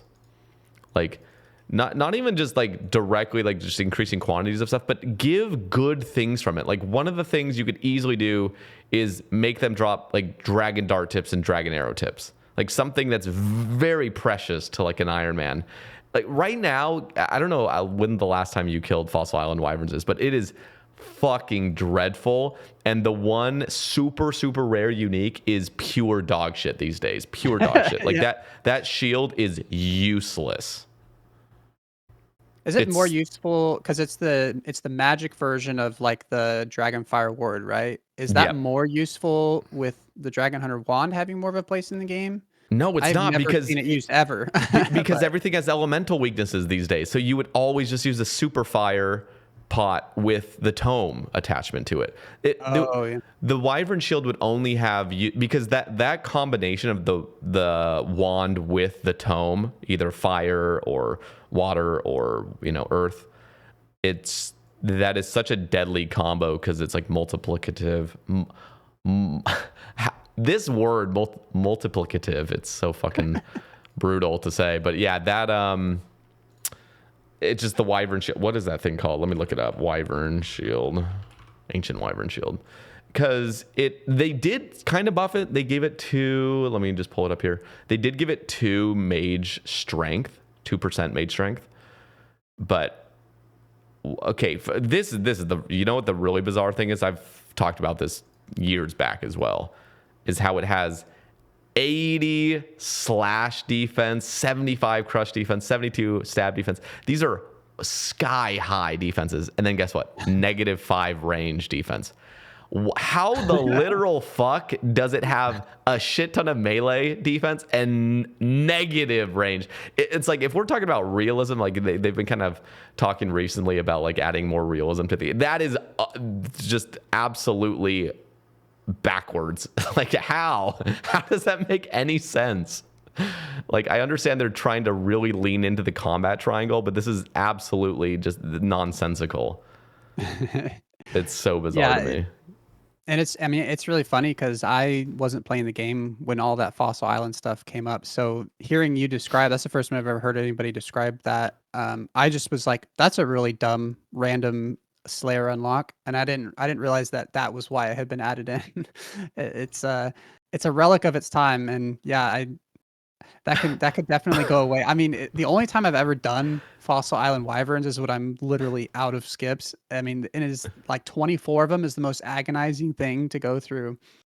And yeah, you don't really get anything out of it. Bro, it's so bad. I need to interrupt again. I just saw so how you have to charge the shield with Numulite to get it to work? Oh, really? I didn't even know that. Yeah, you have to charge it with like 20,000 Numulite or some ridiculous thing. The uncharged version has negative 55 range defense. Like, this is, you are literally like adding a fucking magnet to your arm that attracts arrows, basically. Like, that's basically what you're doing. Like, if somebody missed you with the arrow, it's like, nope, it's coming right to you. It's gonna fuck you up. Like, this is out of control. What dev fucking made this? I don't get it. I do not get it. Why would adding a shield in any world give you negative 50? Negative 55 is like literally putting a fucking anti-rune kite shield on you just somewhere. Like, if you were to try to tank up and then you wear this shield, it's just, oh my God. Like, this is like hilarious how badly this is designed. And then to top it all off, -2 strength bonus. Just for no reason. Like, yeah, we're just going to fuck you up. So if you ever wanted to actually use this shield to prevent getting frozen, the one niche use it has at like normal wyverns or even just killing fossil island wyverns, we're also just going to punish you with a potential -1 max hit when you're meleeing. It's so stupid. So I'm a big defender and lover of like Upgradescape, and I know that or Breakdownscape, you know, and I know that there's very valid arguments against it and all that kind of stuff, but I've always loved it, and I've thought it's just an incredibly genius way of having progression without, you know, getting rid of old content. But I wonder if we did because all of the Dragonfire, you know, shields could use an upgrade. It would be cool if each one of them just had a, you know, like the one the Fossil Island Wyvern one. Like, what if you were to break down a ward and add it to it, or combine those two items, and then it became a, you know, a ancient wyvern ward of not ward of Arceus, a Lidness ward. Or if they did that for each one of them, a twisted buckler and the ranged one, and I don't know what you do for the melee one. I've seen people propose like just the dragon square shield just for like an aesthetics thing, but that would be an interesting way of reworking it, is taking, twisted buckler and a Lidness ward are two things that kind of get shit on as it is, so that could bring all four of those items up. That would be one solution to fix a lot of stuff all at once. I could see being kind of cool. Yeah, I think like right now, I think really what's kind of upsetting is just how rare the Ancient Wyvern Shield is and how rare the Dragonfire or the Skeletal Visage is. Because with the DFS, it was rare. It was 1 in 10,000, you know, from the olden days. But you could get it from so many different sources. It would drop. It was like this one thing was like a universal from any sort of high-level dragon. And so then it made the rarity not as daunting, because you're killing dragons all the time. You'll eventually pull one from something. The issue with the Skeletal Visage and the Ancient Wyvern Visage is it's only dropped from their exclusive monsters, and that's it. And I feel like it would have almost been, in a way, and again, I'm not necessarily advocating for this at this point, but I do feel like some secondary drops or like monsters could drop these visages to some extent. I don't know. Like, even if skeletal wyverns, if they were to have just said, hey, ancient wyverns now drop this ancient wyvern visage, but also we're going to replace skeletal wyverns draconic visage with the wyvern visage as well, because, or not the wyvern visage, the ancient wyvern visage. Sorry, you're telling me that skeletal wyverns don't drop the wyvern visage? Correct. Oh my God. Yeah. And so that should have been something that like thematically would have fit. I think they were just kind of nervous of changing it, and they wanted Fossil Island to pop off. But so there's like a few different things. One of them is just truly have any rational dev go in and just look at the stats of this ancient wyvern shield and just fucking rebalance it, make it worthwhile. Fix the wyvern, like Fossil Island wyverns drop tables to make it actually engaging to do. Everybody was so excited about these Fossil Island wyverns before it was dropped. The Fossil Island update, people were like, ooh, these wyverns, you know, remember skeletal wyverns? They were a huge moneymaker back in the day. These are going to be super cool. And they dropped them. They were so fucking careful about not making them meta in any way possible that it was just like the biggest disappointment of all time. And it was just dreadful. And what I always am reminded of is just like, Curtis's 20,000 ancient wyvern. I think he killed the ancient ones, which are like the really brutal ones that just fuck you up. And he killed because they had a slightly better rate. I think the rate from those is 1 in 10,000, and the rate from the other like littler guys is 1 in 12,000, which is just ridiculous. But he went like 20,000, and I just remember that grind. I was like, that is hell. And this was before there was even like a Dragon Hunter lance. He was using abyssal tentacles to kill these things. But yeah, they should just change that. And then when you were bringing up these like attachments, I mean, look at what they did with the Serb boots. Now we have the Avernic treads.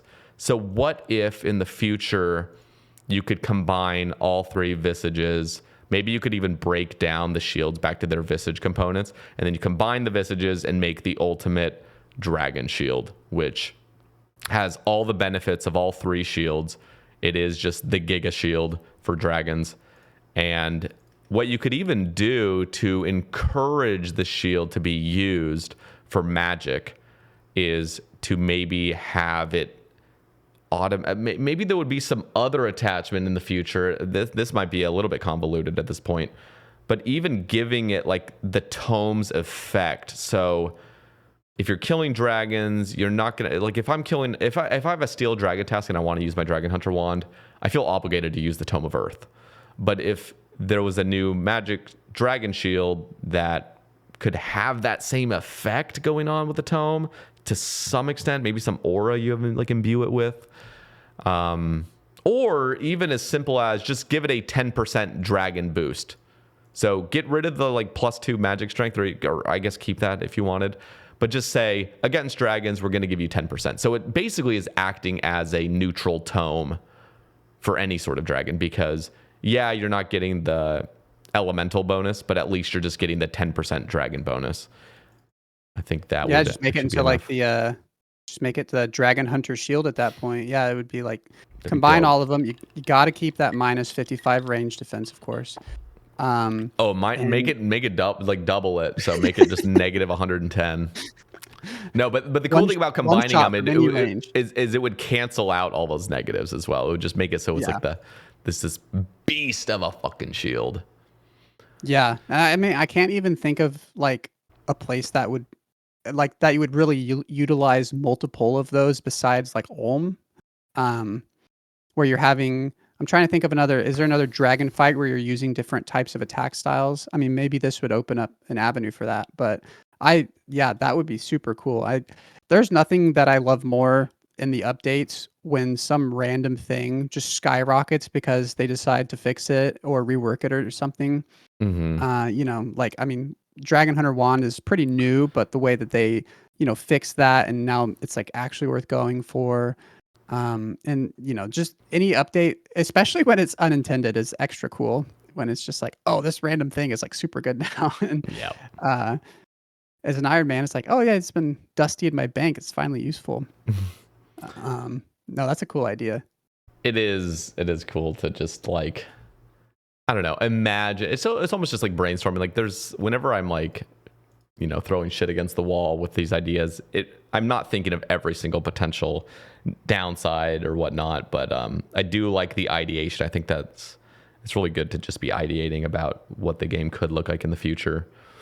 One of the actual discussion points I wanted to touch on was like, do you have any thoughts on what they could potentially release items wise from Raids 4 next year? Oh man. So we have hopefully coming out in the next couple of weeks.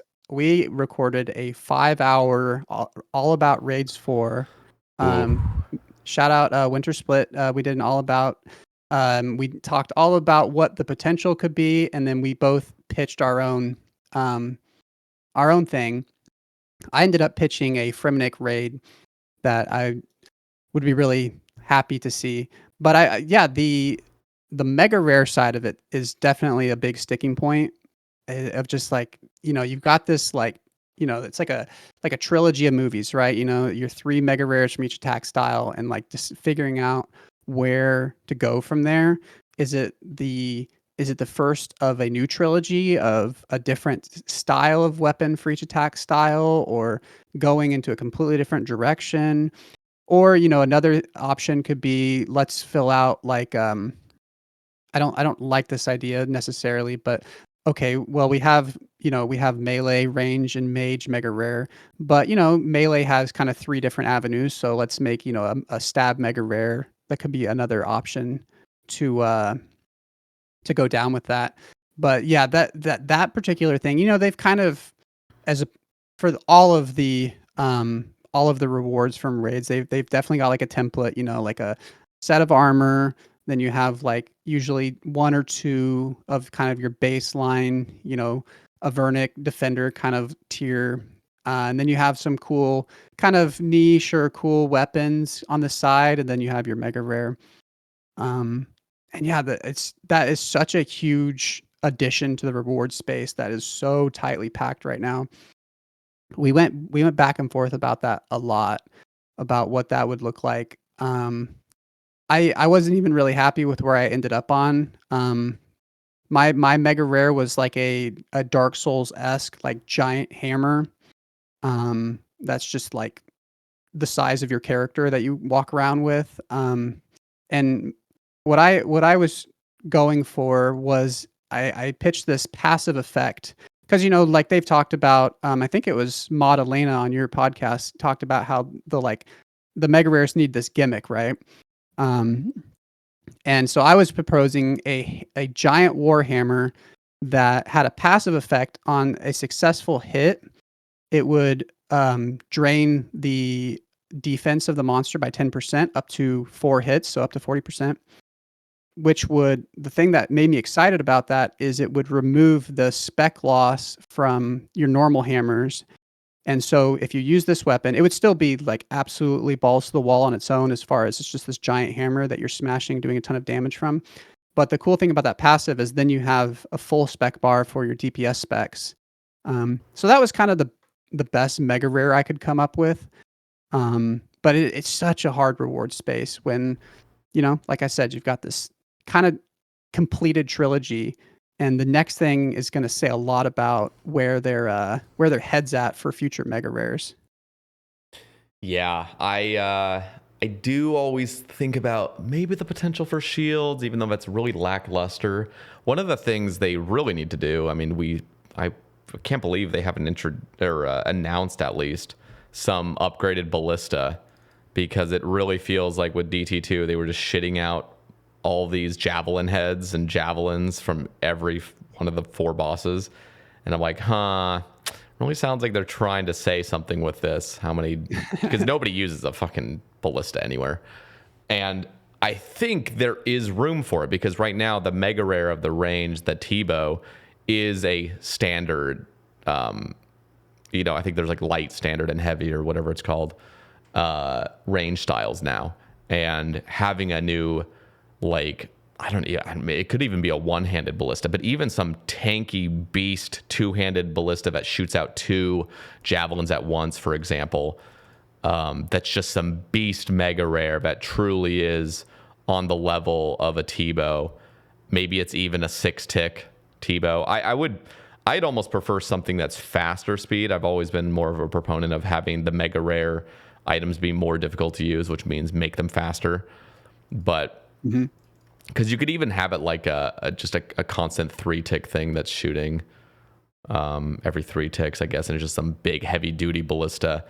And I even think it would be interesting around that update to add gem tipped ballista or javelins, so it has those enchanted like effects, kind of like bolts have, and then you could really start introducing this new space of like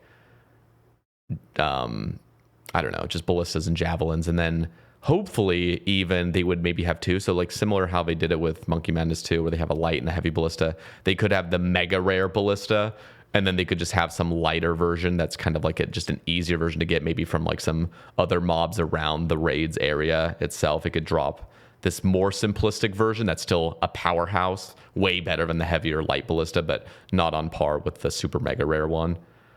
And then at least, okay, now javelins are being used. I even thought how cool it would be to have a stationary ballista that acts as a cannon, but instead of shooting cannonballs, it shoots ballista. Why do I keep saying ballista? It shoots javelins. Holy shit. I like but that. That would be really cool. And think about this, because I was thinking if they really wanted to make it kind of similar to a cannon, but it does have different niche uses, what you could do with this javelin cannon or ballista thing that's stationary is you could aim it at one direction. So like a cannon is always going to be rotating, and it's just like some of the time it's just not going to be hitting anything. You could have this one stationed at one direction, so it's always hitting let's just say it is a 3-tick attacking like stationary ballista. You would really maximize your DPS if you knew the mobs were only coming in at one direction. You know what I mean? Yeah. Oh yeah. That would be fascinating to see. That's very similar to I had a Reddit post like really early on when I started playing about an upgrade to the dwarf cannon that got downvoted into oblivion. It was this whole, I had this whole mining mini game that was part of the reward for it. And not top comment, I think the only comment I got was somebody was like, learn VM loser. And I was like, okay, all right, fair enough. I'm never going on Reddit again. Reddit is the fucking worst when trying to propose any idea, because what happens is you post whatever you just thought, even if it's the most brilliant idea, it could be, but it basically, as soon as you post, if you don't have like a crowd of people that you've already told prematurely, like, hey, everybody fucking go on Reddit right now and upvote this thing so it actually gets some exposure, what you'll see is these absolute like basement dwelling creatures that are constantly refreshing the new 2007 scape. And what you'll immediately see basically posting anything is like -10, like just for no reason, just like everybody's like clicking like they haven't even read it or anything, just like, nah, fuck you, like just minus or a downvote or whatever. And yeah, it really feels like in order to get any suggestion to have any popularity, it needs to have been universally almost talked about already. So there are obviously some suggestions that pop off, but it usually is something that's already kind of been talked about and already popularized sort of by creators or other people, or just something that everyone's thinking about. But if you're trying to come out with some abstract idea that nobody's ever heard of, there is just absolutely no way people are going to take the time to like give it any credibility. It's just like downvote to oblivion. Oh yeah, especially if you don't have a picture with it. Only the lowest of the low are actually going to click on it if you don't have a cool picture. Yeah, you really need to have some artistic abilities to get anything rolling. But going back to what you're talking about with the mega rares, you bring up a good point about, yeah, they've expanded combat.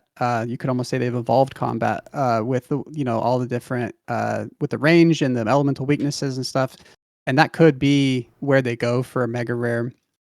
And I would agree. It's not necessarily what you said, but I think what you were kind of saying, if they're setting a precedent for a new, like, let's say a new trilogy of weapons from each attack style, I would like to see those new weapons be different than 5-tick, whether that's higher, lower, whatever it is. I was really trying to come up with this idea of a weapon that was shorter attack time, but still 5-tick, and trying to think of a way to have a weapon that's some kind of like charge, where like you click to attack and it takes like your character like winds up for like 2 ticks before they actually hit, and if you do anything, move or drink a potion, it will cancel that out. To like have a sneakily, like have a 5-tick weapon that still has that skill requirement of like a blowpipe or something to still get your attacks tick perfect. And I couldn't come to a mechanic that would not just be the most tedious and annoying weapon to use. But if somebody else could come up with a concept for a charge attack weapon, I think it could be cool. I'm not smart enough to figure out exactly how that would work. Yeah, you got to be really careful with just the tediousness, like you were just mentioning, of something that just feels like one of the issues with the bulwark from the rip was just, oh, do you want all these nice shield effects? Well, you can't fucking attack, and if you try to switch its style, you got to wait for 9 ticks before anything happens. It's just like, what is this? What are these random delays to try to balance it? Because what people didn't want is people like constantly shield flicking with a bulwark everywhere. But it's like, bro, just let people do it. Like, let the people do what they want to do. Vast majority of players are not going to be bulwark switching every single attack just to like try to get some, and it feels like there's very, very few encounters where that would ever be necessary to be shield flicking repeatedly. No, all it would, I would, if they made it not, if they did like kind of make it so that it was hard to do, then yeah, I mean, I know you've talked about that kind of with like parrying, but yeah, it would be that same kind of concept of hiring the skill ceiling for the few times where you would actually use it. Yeah. The other thing is, I mean, I loved your kind of pitch on like a sort of Dark Souls type weapon, just some massive sword or some massive hammer. I think even a sword like could be really fucking cool. I've also had the idea for years of like some sort of like abyssal knuckles, some sort of like punching gloves that are just these magical imbued melee weapon that is like 2-tick. I think a 2-tick melee weapon, and again, they would have to the way they would have to balance it is at least for strength bonus, because one of the problems with the melee style is just the fact that like your gear can now get up to like fucking 100 melee strength. I mean, you could be kicking something in this game with max strength, just no weapon, and literally be kicking like 45s at this point. It's just ridiculous, like how you don't even need a weapon to just be doing massive damage. And but one of the issues with that is if you ever have any super fast attacking weapon, like even a swift blade and a ham joint actually have pretty substantial DPS as long as you're just killing something with like no defense, just because it is a faster attacking weapon. So it's getting that multiplier going a little bit quicker with your overall strength gear. So what they have to do with like a 2-tick melee weapon in the future is base it off of a 4-tick strength across the board. So whatever your overall strength is now, it's going to be cut in half for every attack, just so that every strength level isn't doing what it does with a blowpipe, where like blowpipe just becomes more and more and more and more powerful the more even just one strength, versus like the power of a T-bow getting one range strength is barely anything. Like the blowpipe's getting 2.5x that because it's attacking more often. So that would be the one issue with it, which is very easily solved. But man, a 2-tick melee weapon sounds so fun. Sounds so fucking fun to use. Yeah.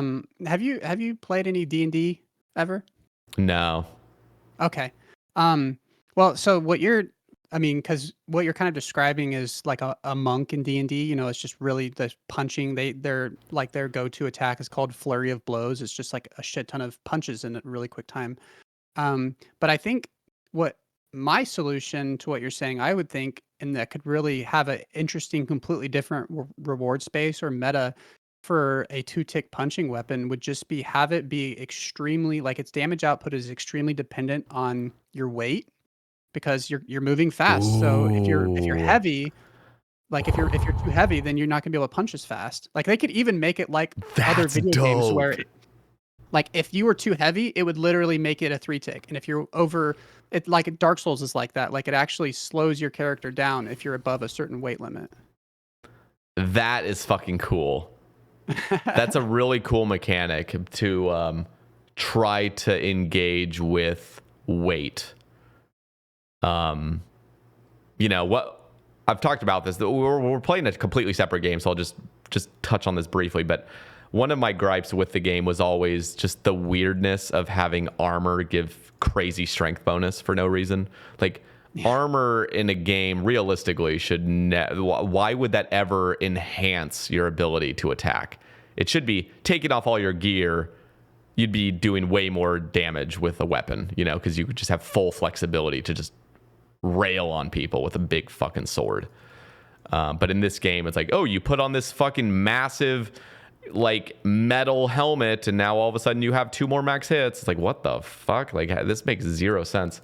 But so I guess there was always a part of me that wished this game was less about wearing armor and more about just your weapon having all the strength. Because then you could actually see, because I'm always thinking of the Wooks video where he takes 0 damage killing Grardor like fucking 15 years ago or some shit. It's like at the very beginning of like Old School, 12 years ago or something. God. And he's just walking. He's making Grardor his bitch. He's just walking with his like BGS, just sitting there, just whacking it and just taking these little steps and praying against all the minions. But he's completely naked besides the God Sword. And it's just like, you're a fucking pimp for that. And if that could actually be good DPS, that'd be so fascinating to see really, really talented players go in and do like naked runs with just a weapon, but still managing massive DPS. And so, but again, we're just not playing that game, so it's kind of irrelevant to keep going on about. But it would be interesting to see some weapon that is based on how low your weight is. Yeah, it would really, I would think it would also, stuff like that would lead to, I know Dills on our podcast is a huge fan. He always wants RuneScape to be similar to other MMOs where you have more of a defined role or class. And I always push against that because I love that RuneScape is like the one game that doesn't have that. But if you did have something like that was based on your weight, that would be an entirely different role at raids because your entire armor setup would be different and there would be different use cases for that. So, you'd be, I mean, that would be your monk class essentially, which would be, I don't know. I mean, that would be really cool. I mean, and then you could do the other end of the spectrum and have weapons. I don't know how you'd have a weapon that's based on being heavy, but I mean, that's your fighter paladin class would be like the heavy armor with the big sword. You got the monk with the fists, stuff like that. It could really expand like the gear and the weight or I mean the reward space. All kinds of options. Yeah, we definitely like I was saying earlier about like tediousness and things that don't haven't been explored. Something like weight reduction could be seen as somewhat tedious, especially when it's so out of place with everything else, where everything is always about like just maximizing all your gear. If there was something that's like, oh no, just wear like graceful with this, it would just be a little bit funky. Yeah. Oh yeah. Well, I mean, I think for a lot of the RuneScape community, there are people who that is their favorite part of the game is, finding the best combination of armor and stuff. And then there's people like me who see what those people put out and follow it blindly. So I could see that just working out the same way that pretty much every other content release works out. But yeah, I can see standing. Now that sounds like an unfun gameplay loop, is standing at the bank being like looking at your weight. And that is something that is unfun about Dark Souls, is sitting there because your number will turn like a different color when you go over the weight threshold. And you're just like switch. You're cycling through your armor like, okay, I can't have that on. I can't have that on. Okay, I can have that on. That would be annoying. Yeah. Yeah, there could be some issues with that. It would be, maybe what they could do is almost base it purely off of defensive bonuses. So it wouldn't actually be based on weight, but it would almost kind of be based on weight in a way where it feels like heavy things do have high defense. Maybe it could be like, these gloves will only do massive damage if your defense is below a certain threshold. Because then it's not, you're looking at your weight, and then if you pick up loot, all of a sudden you're heavier and you're just not doing enough damage. Because it's like your weight is your inventory as well as your gear. It could just be as simple as, what is your overall defensive number? And if it's below this threshold, then your super fast attacking thing will do just more damage because you're just less tanky, I guess. Yeah. Based off of that. Yeah. Let's talk a little bit about sailing. I don't know if you saw the recent blog post that they dropped a couple days ago. Yeah, I was watching your live stream of you going over it. Oh yeah. I wasn't sure how much you were in that. Perfect. Well, cool. So I will say, my thoughts already, but just to, I guess, reiterate briefly, is the concern I have with sailing is that I don't think sailing itself will be fun. I think everything that's added from sailing is the fun part. Like all the new islands, all the new mobs, all the new like other training methods that don't have to do with sailing all sound really exciting and cool. And the actual training of sailing might just not hit the mark. But I even beyond that, it was simply just I want I want being on the sea to feel very good. I want it to feel very satisfying and not a chore or a headache in any sense. But what are your overall thoughts as sailing stands today? Yeah, so we haven't really talked much about sailing on our podcast, besides like when it was like voted in and stuff. I think we're going to get to it in the future, and I've been kind of quiet on it because I've definitely been negative towards it. I was a big taming guy, and sailing I thought was the meme vote, and I couldn't believe it passed. And I have been opposed to it through a lot of their blogs and stuff, and like I'm fully admitting that I've been like, I don't even want to read that blog because it's sailing. Um, and this newest blog has like won me over. I fully like I came to terms with it, right? Like I never want to be negative towards the game. I think the game is so good right now, and so I've definitely come around to sailing is coming, and me being grumpy about it isn't going to help anybody, especially myself. And so it's like, how can I look forward to this in the best way possible? How can I be as positive as possible about this? And that attitude with this new blog has gotten a lot easier because I'm super excited about some of the stuff they're proposing here. Um, and I will just say, I know this is cliche and it doesn't matter. Sailing's coming in as a skill, but it's like I see all of this new content, new training, this new skilling methods, and presumably the next blog will be new PVM methods. And I see new bosses, new skilling training, and I just think, isn't that what we just got from Varlamore? So why is this a skill and this is a content expansion? But I I don't even want you to respond to that because I know that is the most annoying and cliche. It's not a skill thing ever. So like putting that completely to the side, I'm super excited for the stuff that they're talking about in the blog, and once again, the presumably coming soon PVM side of that. Some of the things they've proposed are really cool and feel like they'll slot nicely into the game. It'll be interesting to see. You know, it was hard when they were proposing a new skill because I think what they were pushing back against that everybody wanted, it's a balance that they've always had to find with finding a new skill, is everybody saw a new skill as a way to train other skills better. All the rewards, like with taming, I was a big fan of like, oh sweet, you can get like a bear that's going to like fish in the water for you. Like I for whatever reason I really glommed onto this idea of a bear that was swatting the fish in a pool to knock them over into the one you were on to make it not despawn as fast or something like that, you know? So a skill that's entire appeal is helping your other skills, because we love skilling, but we also want to get through it as fast as possible. That's just RuneScape, for the most part. And so sailing, that was the one unique thing that I felt like it offered, was like, it's sailing. That's a completely different, like, we're going to be on a boat on the sea. And yeah, I've looked at some of I didn't do the beta. Like I said, I'm trying to not be too much of a boomer about sailing. But you know, I'm fully admitting that I'm struggling to not be a boomer about it. But yeah, it's like the actual sailing part of it does seem like the least appealing thing. But the content that's coming with it that is going to be used to train other stuff, it seems really exciting. Yeah.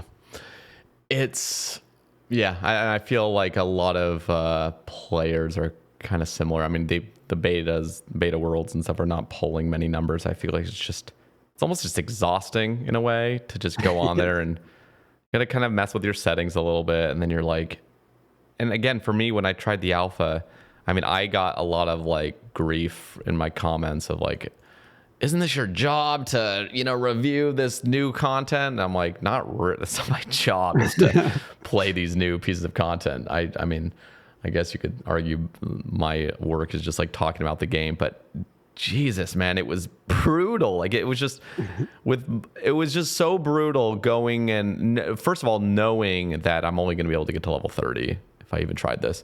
I kind of wanted to try Barracuda Trials, but I was watching streamers do it, and I'm like, this just looks the visual aspect of doing Barracuda trials just looked so nasty. Like it was just like ugly. There's just like little fucking whirlpools. It was like, seriously, it was like me designing a game that took 5 seconds. Like, okay, I'm gonna add a whirlpool here, add some rocks here, add this here, and it just looks like disgusting to like doing this thing. Like it doesn't look good.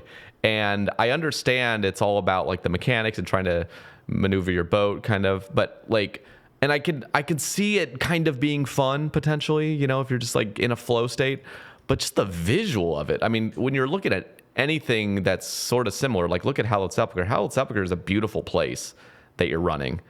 And this Barracuda trial course is just, here's some random fucking obstacles that are just pasted in really quick to give you this little course. And then because your boat is on the southwest tile, that's your true tile, you're fucking missing the little things you're supposed to be grabbing, your little crates or whatever that are floating in the water. It literally felt like an unfinished like PlayStation 1 game where you're like going around collecting rings or something. It was very odd.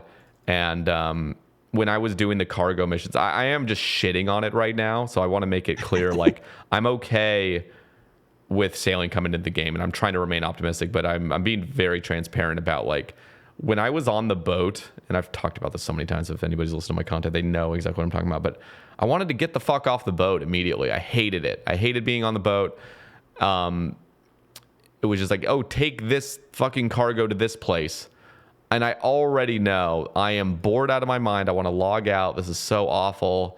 I'm going to go over here, dump it, and then I'm just going to be fucking told to go back to the port and deliver this other thing. Meanwhile, my boat is going 3 tiles every 2 ticks.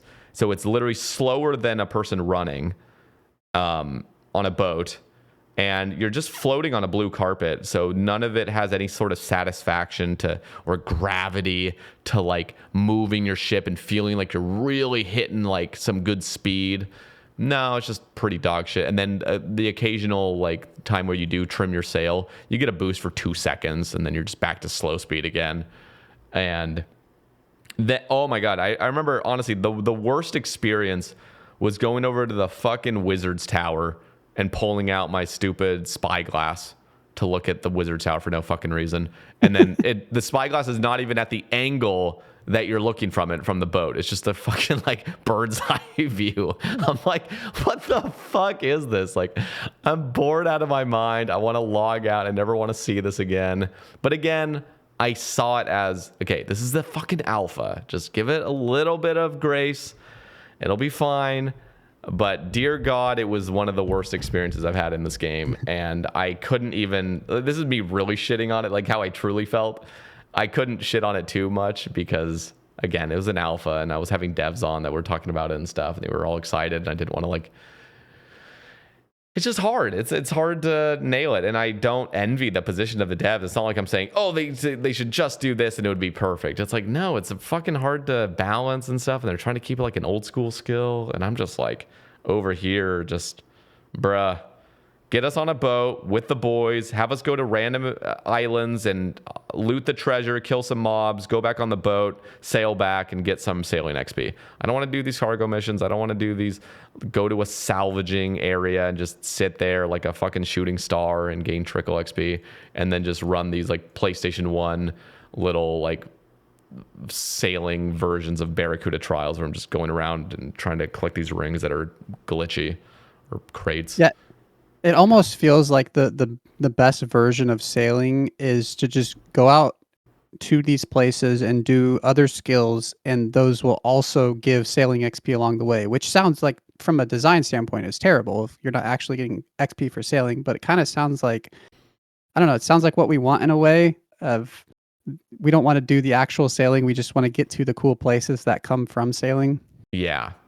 I mean, if they were to simply, because I understand they're trying to keep the realism of like, well, it's sailing, so you want to be good at sailing your boat.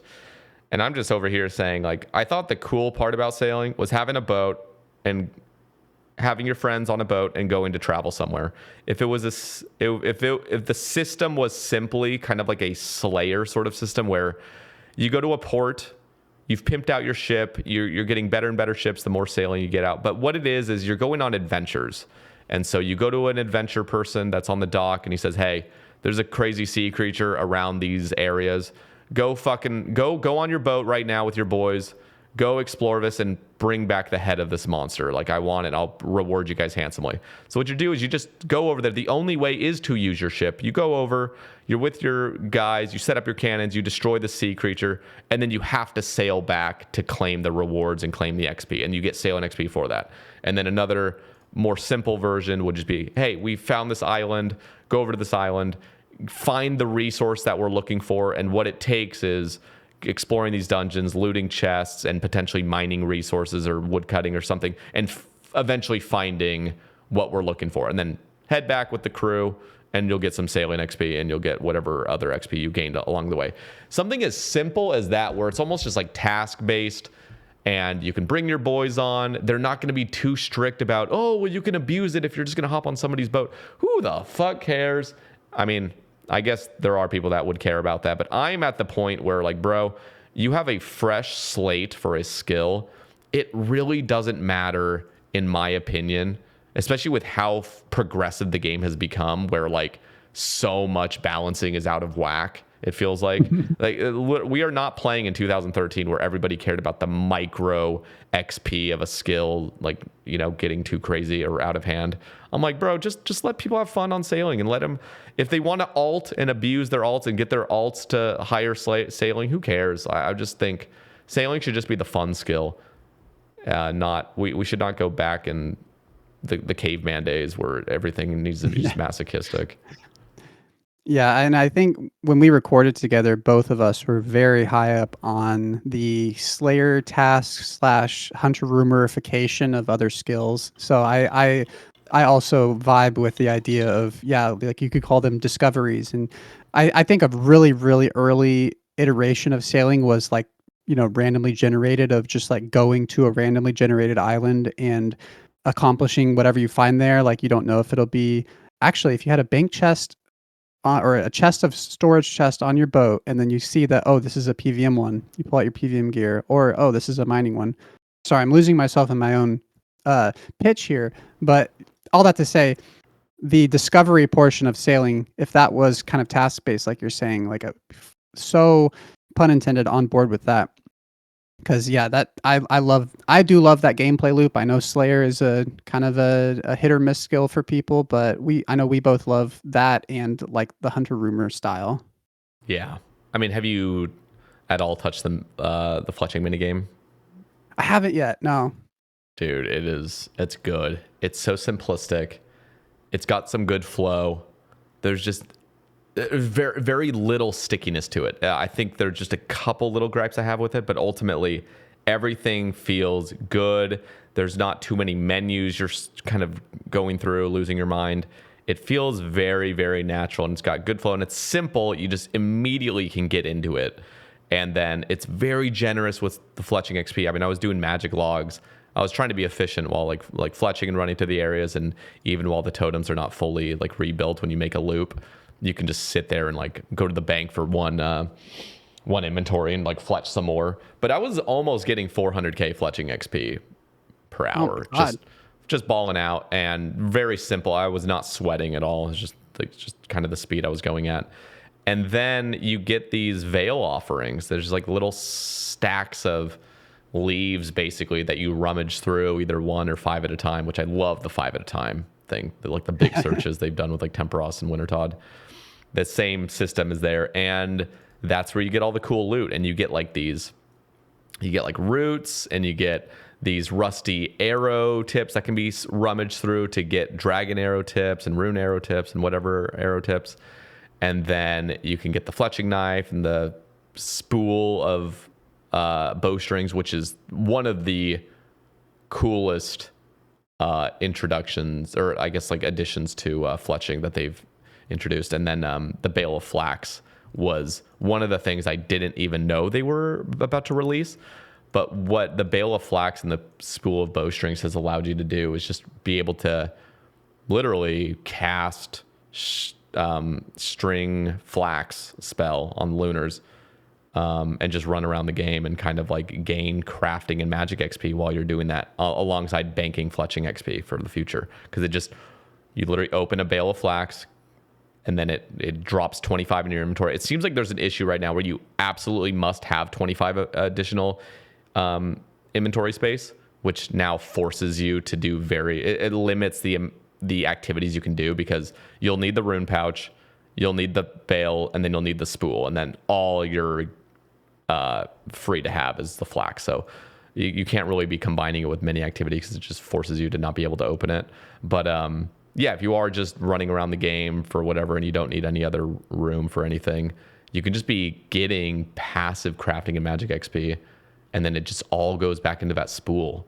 You just make the bowstrings, put the bowstrings into the spool, and just repeatedly do that. It's just such a cool concept, and the fletching minigame just feels so damn good. And I'm almost butthurt that I did so much passive fletching, like just bank standing for a while, because I got to 92, just kind of like fletching my maple longs and everything. And now I'm like, you know what? At this point, if I ever made a new account, I would probably like rush Wintertodd, get some logs banked, and then just start fucking running the fletching minigame for a little bit and like get that up. It's just cool. Wow, I knew that they had added. I thought that flax bales were just mass quantities of flax. I did not realize that you could use it to put it in your inventory and make that like a 0 time thing to make bowstrings like as you're doing other stuff. That's amazing. I had no idea. Is there any kind of, can you make your existing flax into bales? I don't think so, which I would love a system like that. I would love it if you could do that somehow, maybe even some resource of some string that you need to make to wrap the flax, you know what I mean? Baling wire, yeah. Yeah, I mean, there's I would love to see that personally, because I think the only way to get it is through the fletching minigame. But it's just cool. It's a cool addition, because I was talking about, before I even knew they were going to come out these bales of flax, I was kind of advocating like it would be cool if we had a spool of bowstrings. We should have a spool of flax that could hold like unlimited flax, because then, I mean, that would be super OP, because then you really could have your inventory entirely filled, and then what you're doing is literally just casting the spell everywhere you go, and it's just converting 5 of the massive stack of flax that you have. It would basically just be stackable flax at that point. Like if stack was just flexible and didn't have to be noted, that would be an insane change to the game. But yeah, I do like how they've done it with just like the bales of it. So yeah, That's awesome. I think it's a wonderful addition. I grinded out 90 fletching to do my Desert Elite Diary, and so that skill's been on the back burner for a while, but I fully intend, whenever I get back around to it, I'm very excited to.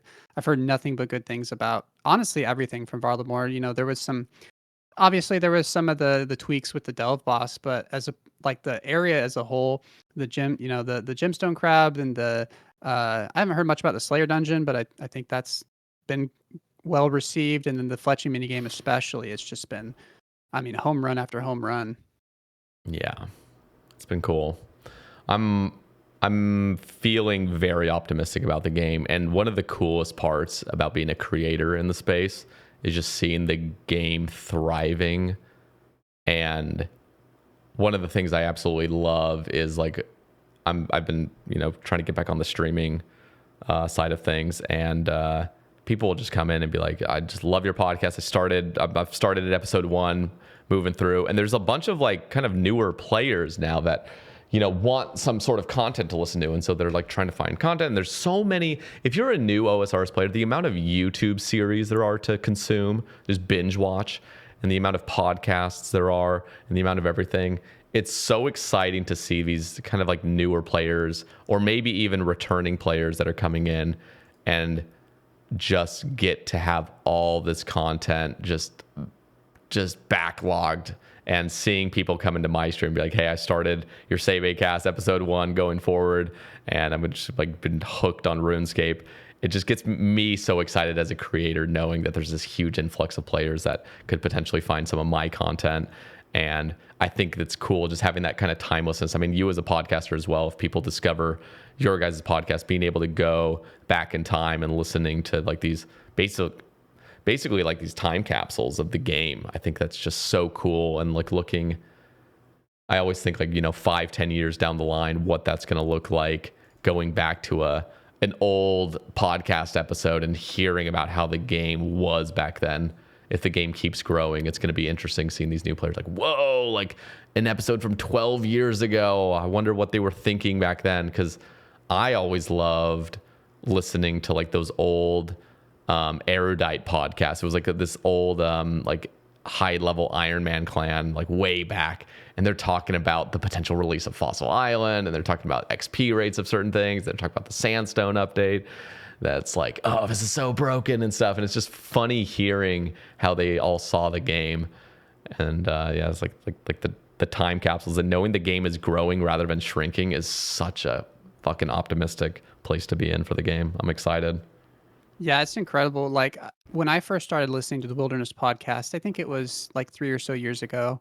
The thing I remember most about that time was that was at that time there was much more based on like weekly updates. We've tried to move away from that recently, but and back then it was just every week it just felt like, well, nothing really happened, or the game update was like a minor bug fix or whatever, and yeah, we're still waiting for whatever the Raids 3 is coming eventually kind of a thing. And now like I keep telling Dills just like, I mean, we can't keep up. There's just update after update, and they're meaningful and they're big and they're awesome. Like, just feels like every week it's just like they're just pumping stuff out. Like, and especially like I maxed and made a new Ironman last year, so I did restart my account.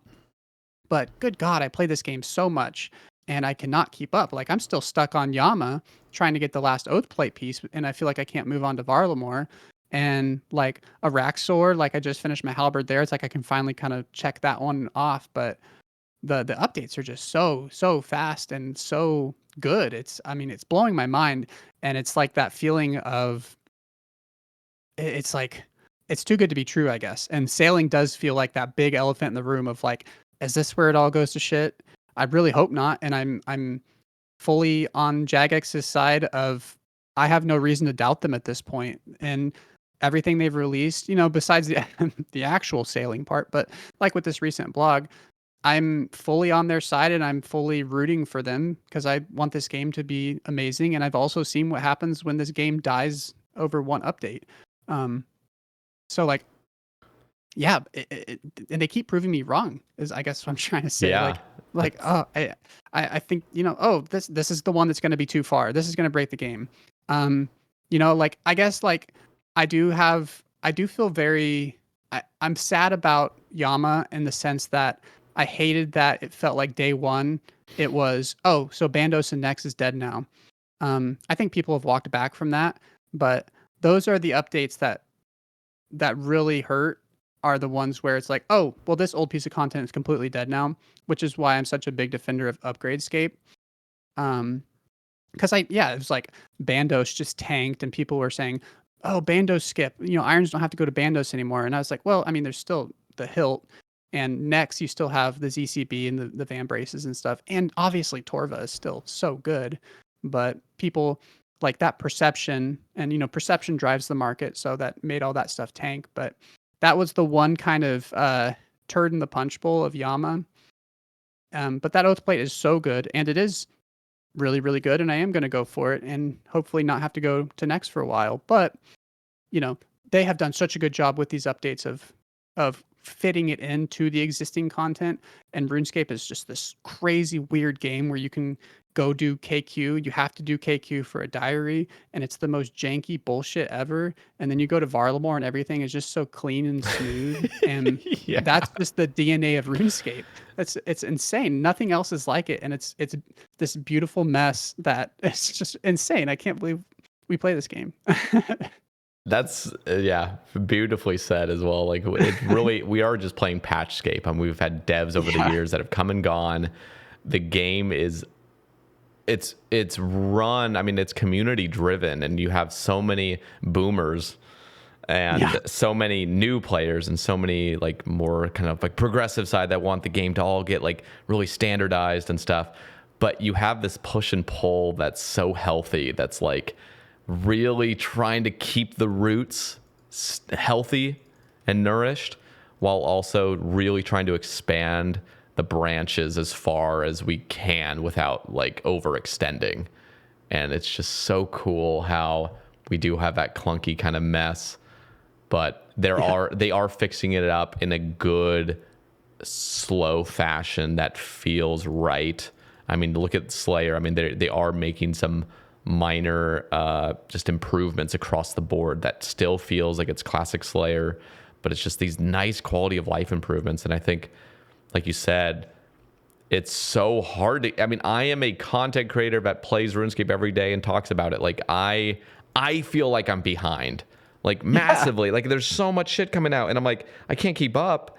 And I can't even imagine the average player that, you know, has a family and has a full-on career and comes back and plays for maybe a couple hours a few times a night, a week. And it's just, how the hell are you going to keep up with this game? And I think that actually could be concerning to some extent, because I think Jagex has to keep in mind the player base really does have a tiny bit of nostalgia to it. I wouldn't even say it's nostalgia. I think it's just the comfort of familiarity.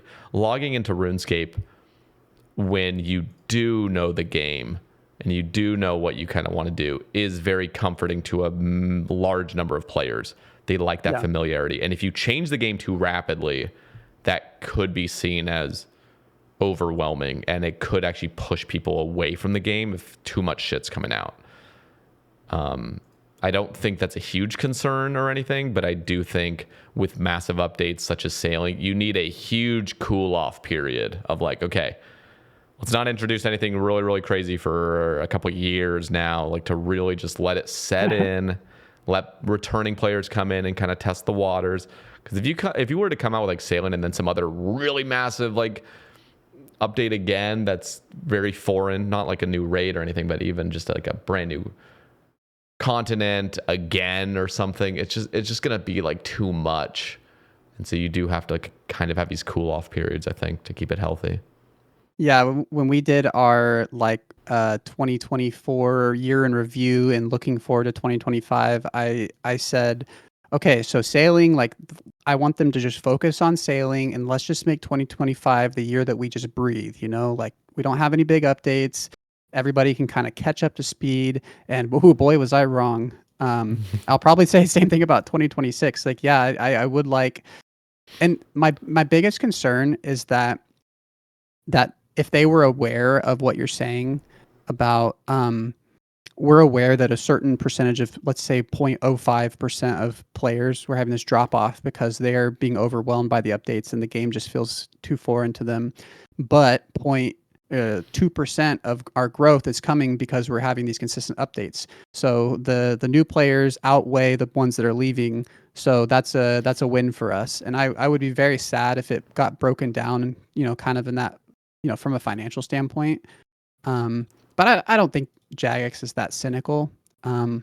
And I don't think I've heard an overwhelming amount of people. I have heard a lot of, I mean, I've heard a lot of old timers who are very resistant to new content, and it's kind of fun to watch. Like a couple nights ago, I was in VC with one of the people who taught me how to TOB, you know, just hundreds of KC, getting so pissed off at moons. What the fuck is this shit? What am I supposed to do here? It's just, you know, the aversion to, you know, the new and the unknown. And it's, you know, I work a full-time job, and what I like to do at work is just think about what I'm going to do at RuneScape that night. So it's nice when it's like, all right, cool, we got another night of, you know, some Vardorvis. So I'm looking forward to that when I get home. And when that is, like yesterday, it was like, I'm going to learn the Delve boss tonight. And that is a completely different feeling. You're not going to get an upgrade. You're not going to get gains necessarily besides getting more comfortable with this boss.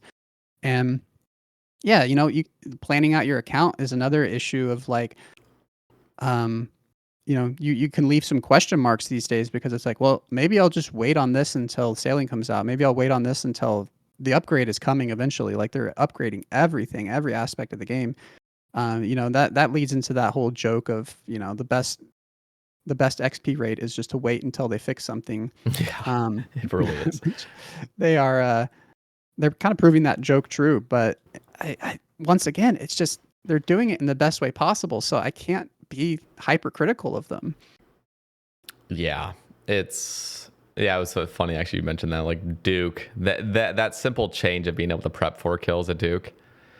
Yeah. It's so massive based on like the 8,000 plus kills I did on Sae Bae. I mean, I think if I cared, I think I mentioned this on my stream as well. Like if I cared about EHB like I used to maybe 6-7 years ago, I guess like more like 6 years ago, it would have been devastating to see my Duke EHB that was, you know, super high, probably 200, high 200 hours, maybe close to 300 hours of Duke, just get slashed by like a third, basically, because of just, the boss is easier, so now you've just lost 100 hours or something. It's like those things. But at the same time, luckily I don't care. I mean, I haven't even logged into Sae Bae consistently for like a year, and I think that's a way healthier spot to see kind of the overview of, is this ultimately better for the game, like better for this boss's experience? And it's just like an overwhelming majority of people are like, yeah, like that, all the changes to Duke were super good ultimately. And it's the same way I see like Fasani's Nightmare. I mean, the amount of headache and wasted time I spent there compared to what it is now and what it potentially might be in the next couple of years if they make continuous changes to it. It's just overall so healthy for the game to have Nightmare in a spot where people can reasonably grind it, and it's actually a potential side grade that people can go for. Right now, it's just end game clogging. It still feels like after all these buffs, and so I think ultimately, and I'm not trying to slide back into the Fasani's argument. I tend to go there, but it really is just the game. They do a good job of balancing the game appropriately in making changes where need be.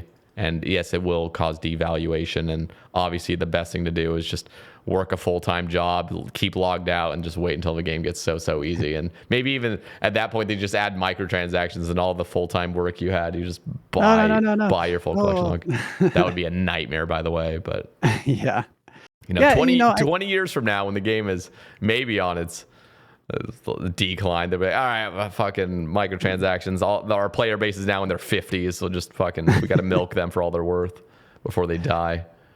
Yeah, it'll have a direct tie into your like retirement plan, since that's where we'll all be at. Holy shit.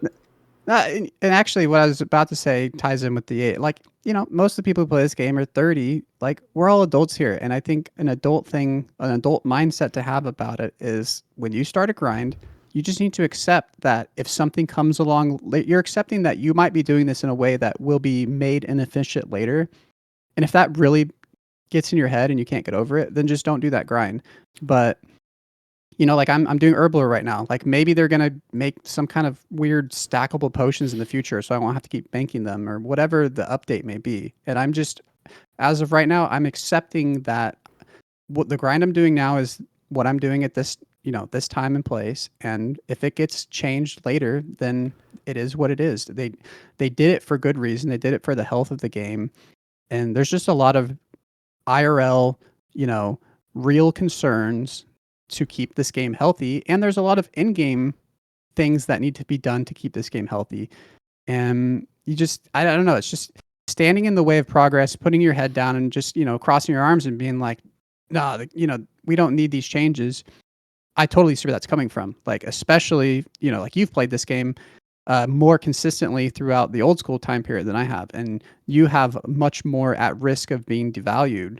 But it, you know, it's, I don't know. It just goes back to like, either we do this or the game dies, like, realistically. So I think, once again, they are doing the best they can to keep the game healthy, and God, they're doing a damn good job of it, I think, of keeping the game healthy, but also, you know, keeping as much of the prestige around some of these things as they possibly can.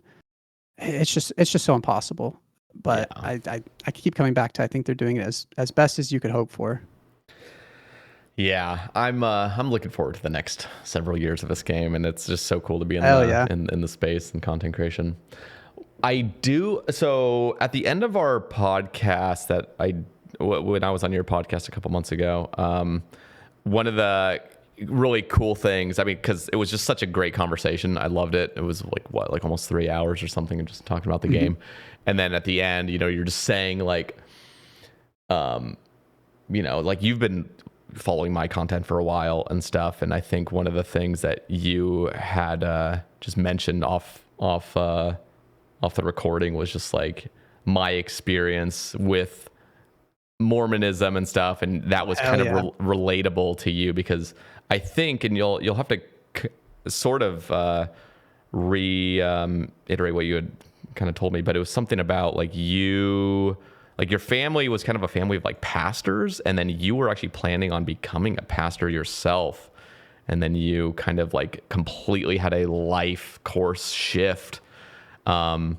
And I think that was one thing we were talking about off, like that you would love to talk to me about that, because it is something that's super fun. I think when you can connect with somebody on that level of being in a very, very religious space and then kind of like leaving it and seeing the different perspective of what that's like. So I would actually love to kind of get into that, of how that all worked and what your journey was with all that.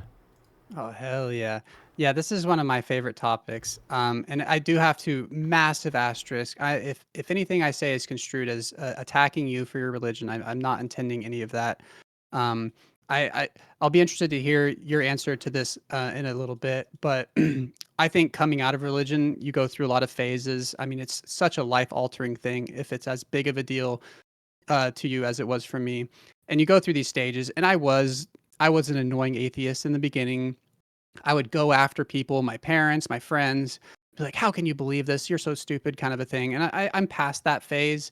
I think there's a lot of very realistic, very human reasons to be religious, and I think there's a lot of very, very intelligent people who are fully faithful to the religion and believing. So I'm not trying to insult anybody. So yeah, I grew up. I said earlier that I was sheltered. That I was Christian, homeschooled. I live in Kansas, so got that real fundamental Midwest Christianity.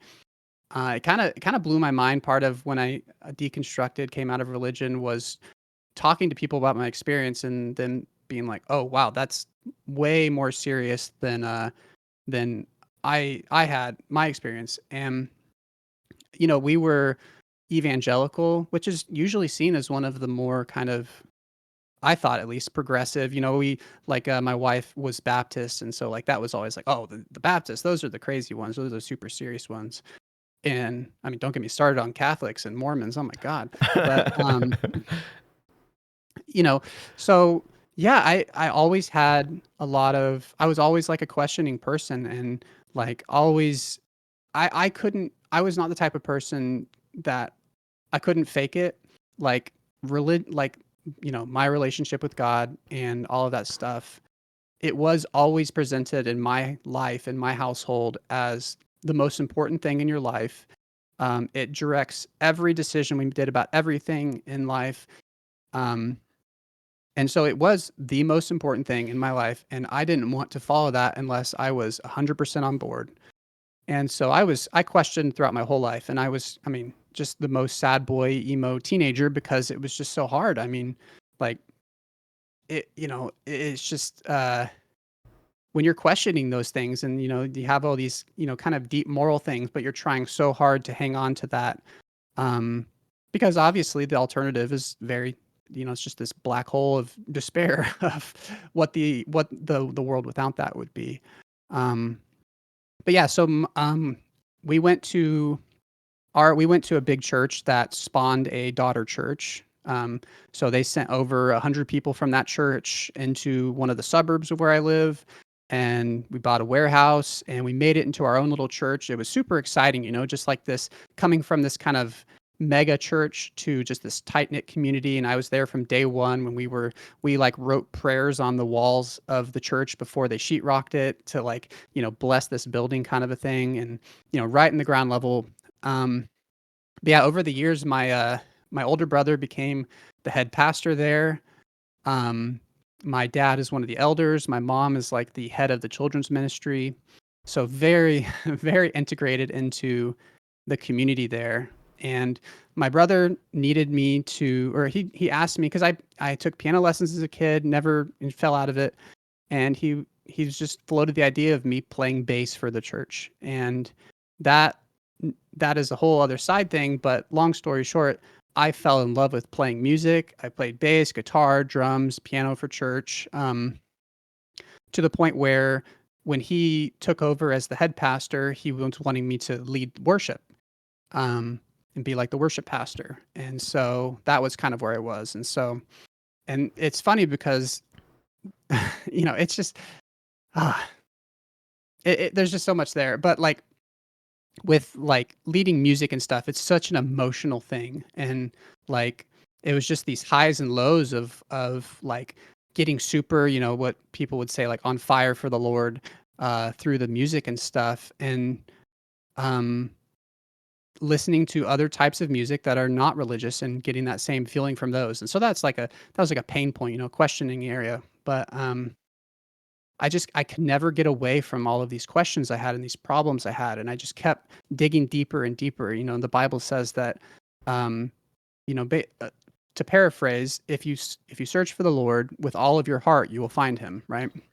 And so it was like, and there's so many things in religion that the kind of the way they're worded leads you to feel like you're a failure if you don't qualify for those.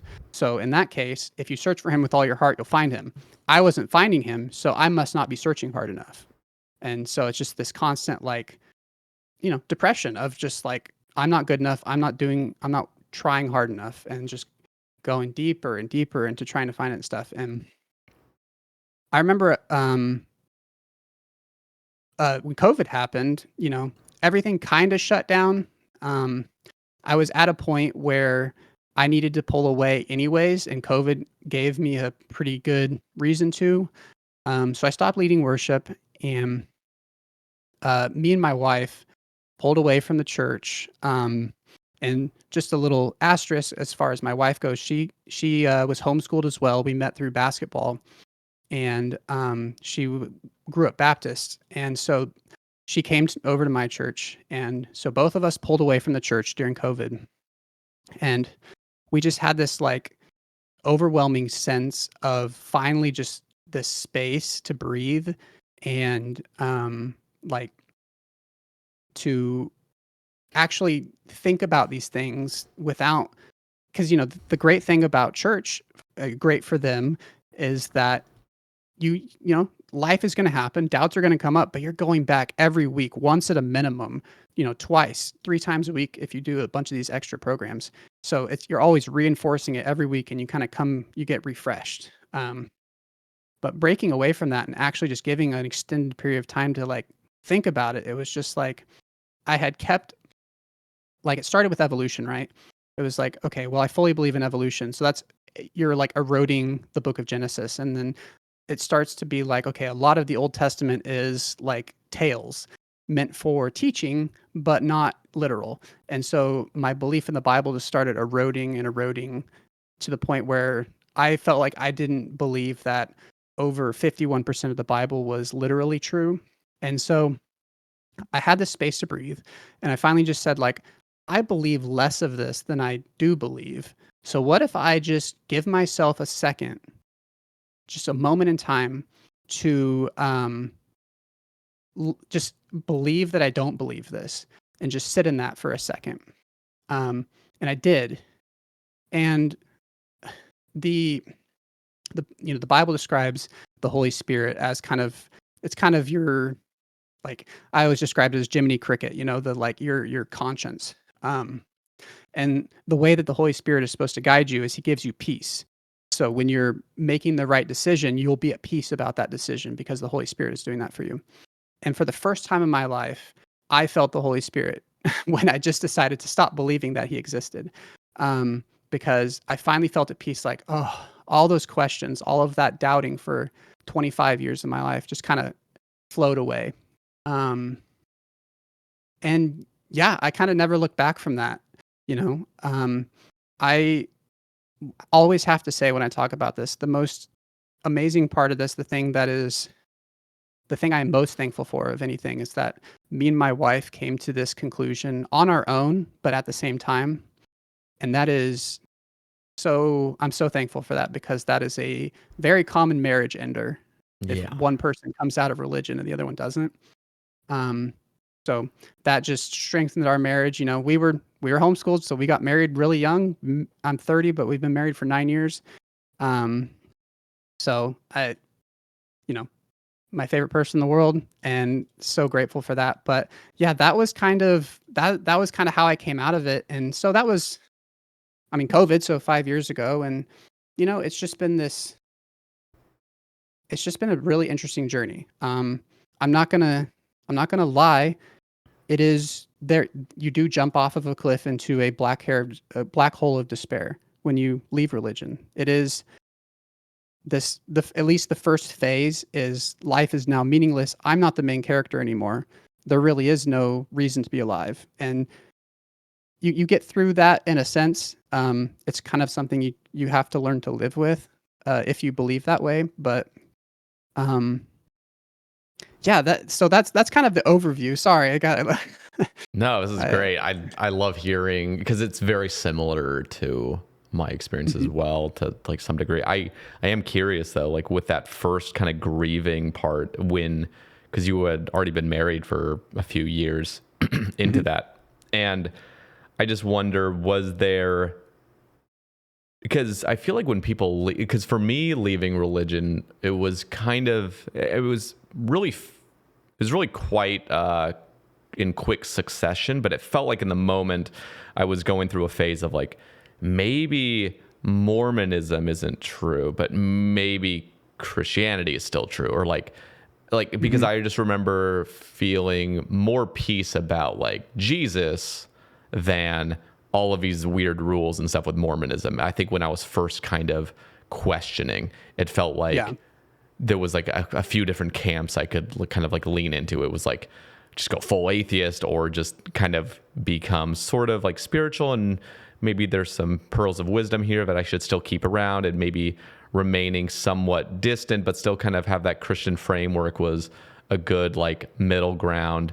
And I felt like for me just denying or just really kind of accepting what I was feeling was like maybe Jesus and God don't even exist, because I had always grown up thinking, because like in the Mormon story, Joseph Smith saw he claims to have seen Jesus and God in a forest, and they both were like humans basically with bodies, but they're like spiritual bodies kind of, but they still had bodies of flesh and bones, but they were also like, I don't know, just some other element going on. But basically this idea that like God and Jesus were like real people that you would eventually like go see. And I just remember having like feeling really good about that. And so I think my whole life up until I really was 23, I think age of 23 was when I really was like, holy shit, like if this isn't real, then this is scary. Like this is going off of a cliff. Like, oh, it is. Because then, like, what is it? Like, what have I been praying to this whole time? What have I been...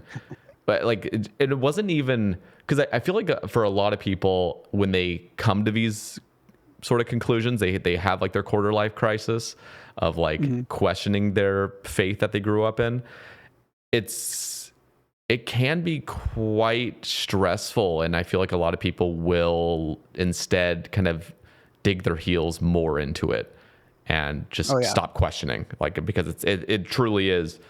It's not even like scary in a normal scary sense. It's like true terror, like realizing like, okay, you actually are a being that will die at some point, and if there isn't a sort of like grounding element of like everything will be okay, it can just be absolutely shattering. I mean, like it can destroy people, like.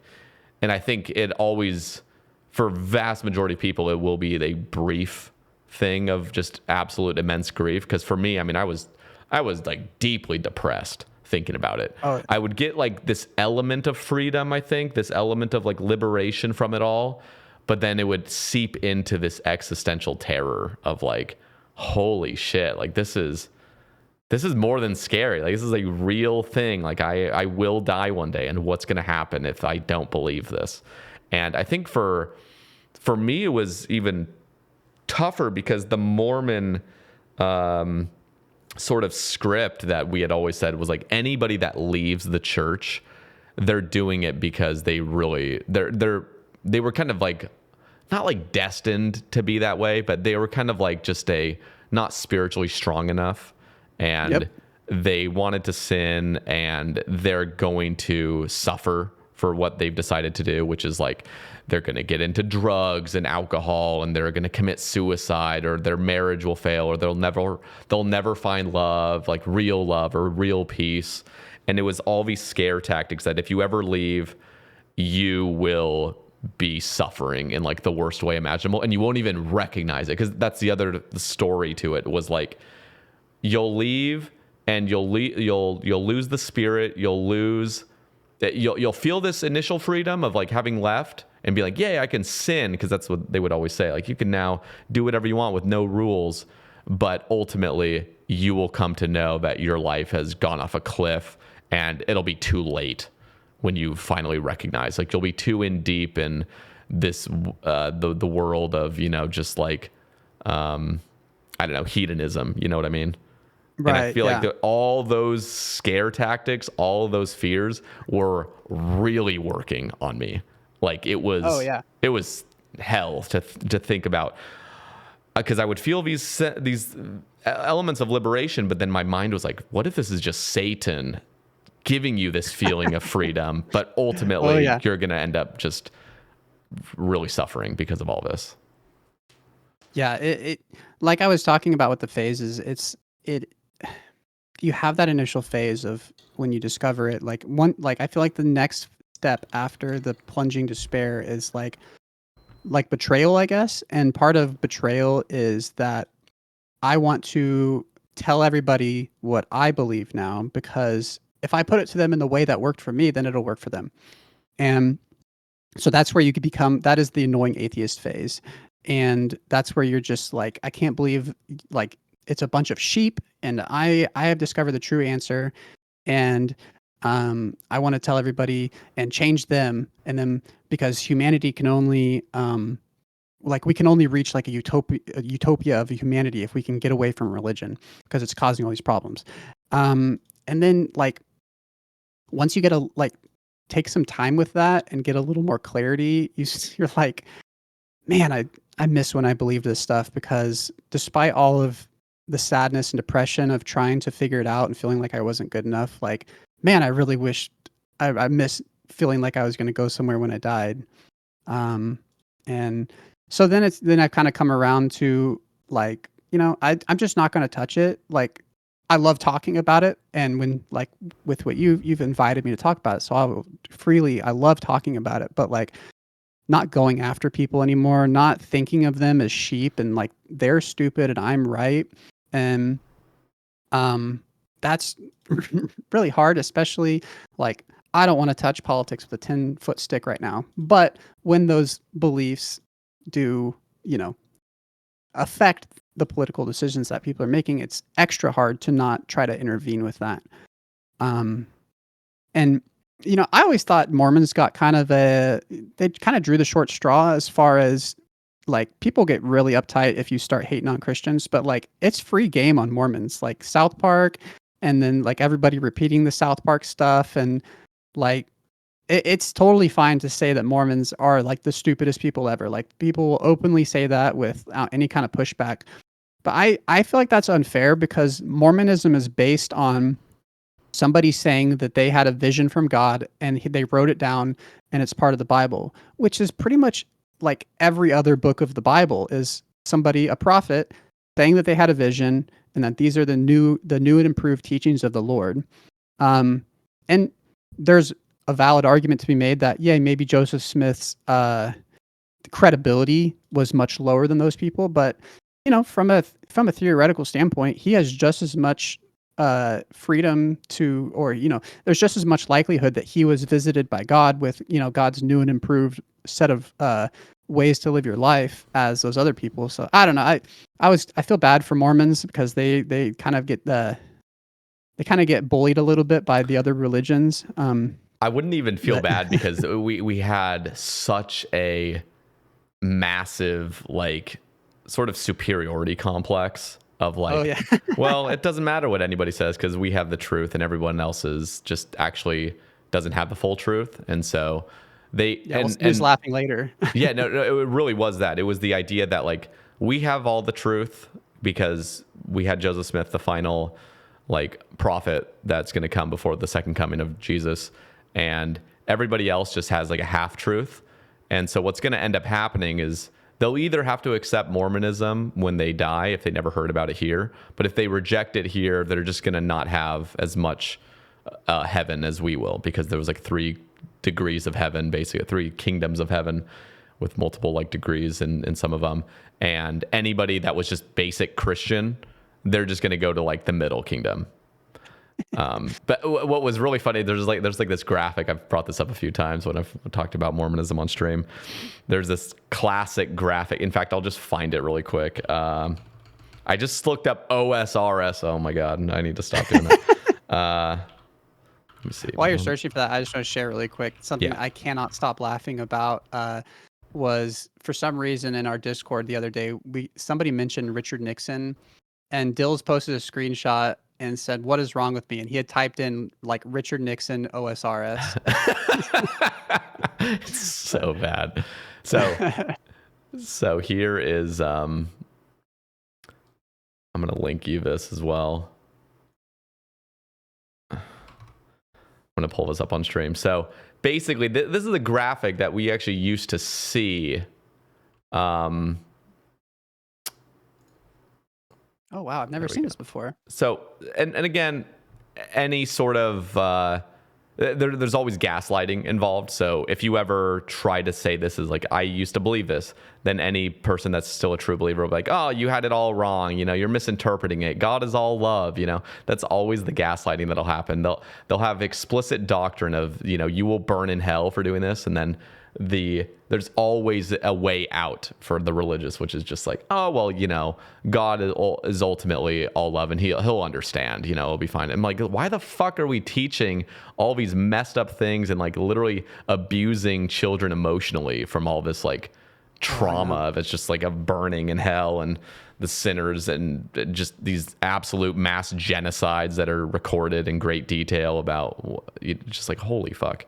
Anyway, so in this graphic, though, I mean, this is really the whole plan of salvation that they would say in Mormonism and really drill into you as a kid was like, you were all spirit children, and then you come down through the veil of forgetfulness, and then you're born on earth. And then earth is now a time of being tested. And so if you do everything, you're going to follow this nice golden path all the way to the celestial kingdom, which is, there's 3 degrees of it. So if you get baptized, you're going to enter it, and then you can actually raise in those degrees as long as you initially made it into the celestial kingdom. So if you die and you only got to the 3rd degree of it, you can actually eventually get to the 1st degree, which is like getting your endowments and then getting married in the temple. Married in the temple is like the highest thing you can do on earth, basically. And then you see this like little, well, I guess I'll mention the other ones, which is like the broad way, which is like the good and honorable people, but blinded by the craftiness of men. So like people that like didn't believe in Mormonism because they instead believed in all the people that were saying Mormonism's silly, you know, and it's not the truth. Mm-hmm. They got blinded basically. And so they are going to enter the second kingdom, and there's no way of ending up getting to the higher kingdom. And then the low ways, dishonest liars, sorcerers, adulterers, and whoremongers, which go to celestial. And then you see this like golden path that's like, you were born a Mormon and everything was going right, and then you decided to leave. And then you go to outer darkness, which is not even a kingdom. It is just pure hell, living with Satan for eternity. And because you decided to apostatize against the church. And so, yeah, sorry, I have to interrupt because this graphic, I've never seen this before, but that is, you're talking about the mental fuckery towards children, like that you're being brought up as children with this mental fuckery, you know, from the same people who are so worried about teaching other things to our kids. Anyways, and asterisk, me and you got off easy because we're males, even worse for women. But the mental fuckery of having this apostasy being lower than the liars and the adulterers and whatever, sorcerers. Ooh. So that is so insane to me. Of like, so if you're taught Mormonism, it's all or nothing. It's either we're going to heaven or we're going all the way down. But honestly, I think they should play their odds and just not tell anybody about it. Because if everybody goes on that low way, I mean, that's better than a certain percentage of people going to the outer darkness. I don't. That is just so. Yeah. It's, and the crazy thing is, this is a little interesting tidbit from Joseph Smith. He had some revelation, basically, in the Doctrine and Covenants, which is like a whole separate book of like all his revelations he got. In one of them, he says that if you knew how good the Telestial Kingdom is, which is the lowest kingdom, if you knew how good it was, you would kill yourself to get there. You would just immediately kill yourself right now to get there because of how amazing it is. So so basically he's trying to illustrate how perfectly loving God is, that even if you're a rapist, murderer, you'll still get this kingdom that is worth killing yourself over right now to get there, even if you had like the best life ever.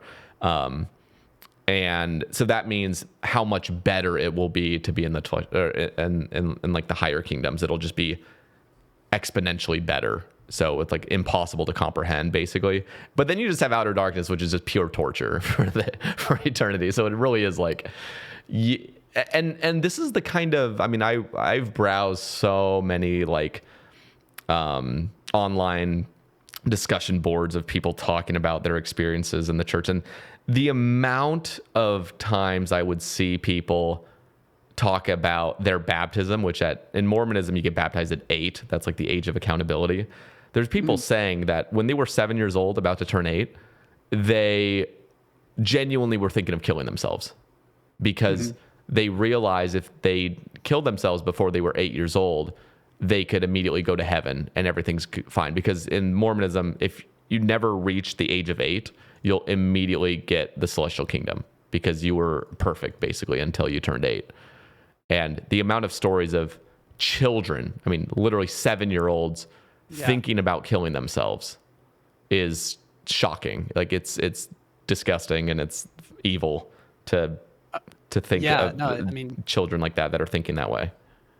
Yeah, but I mean, if you think about, I mean, like, if and it's you're totally rational. It's irrational to think that. Like, this life is so short compared to eternity. So, like, like, why would you not? Yeah, like, why would you ever risk it? Just to clarify for everybody, please do not do that. That is and so I always will bring up that caveat of like people.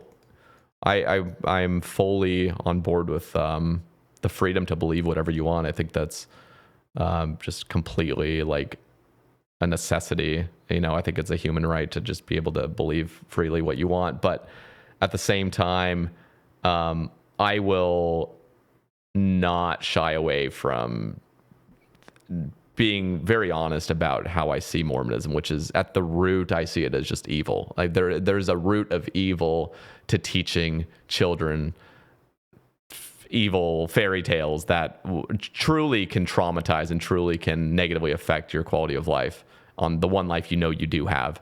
And the amount of, and the craziest thing is the Mormon church has like, I think they've like amassed like $250 billion. I think they're worth like $250 billion.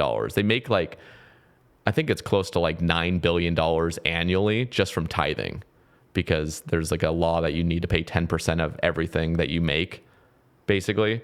And so the amount of money that's being hoarded by this so-called God's church, like the true God's church, is totally disgusting. And so I will always say, like, it's not people. Like I am not ever criticizing, people. I'm criticizing the idea. Like Mormonism, the idea is just at rock bottom evil. Even if there's good pearls of wisdom and good potential moral teachings, at the rock core of it, it's stemmed from this narcissistic pedophile that had like 30 wives, 3 of which were under 18. And we, as a kid, we were taught like, oh, it was a different time period back then. It was totally normal to be a pedophile back then.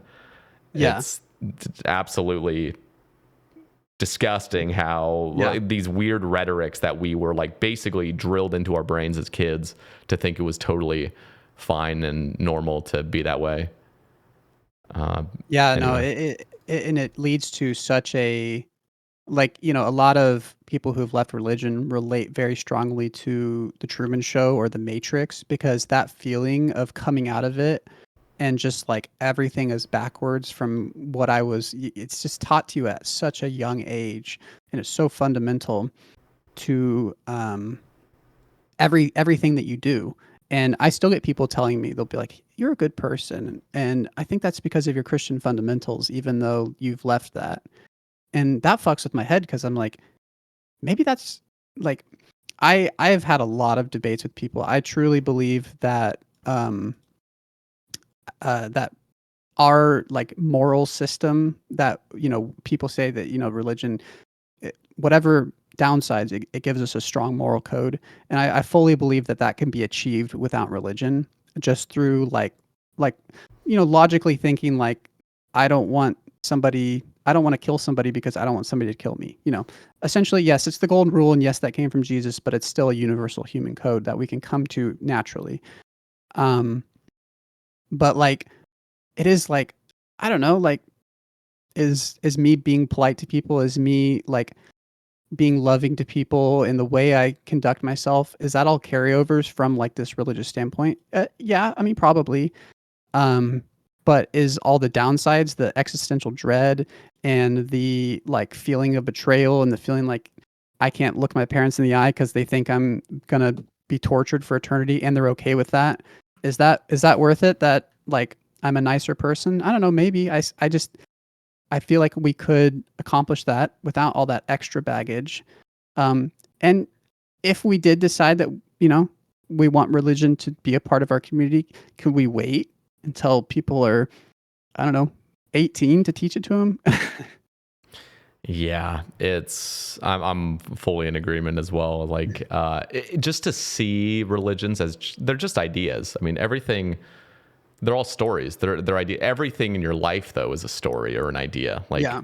I mean, everything is language at the end of the day. Like, anything that you've thought is an element of just language and people using language to create stories and stuff. And so there is infinite possibilities of creating a story that doesn't have all the downsides, but still could not be completely, you know, based on truth, that has all the good stuff that you'd want to keep from religion with none of the negative, toxic, power hungry sort of like problems that religion has. I mean, it really is,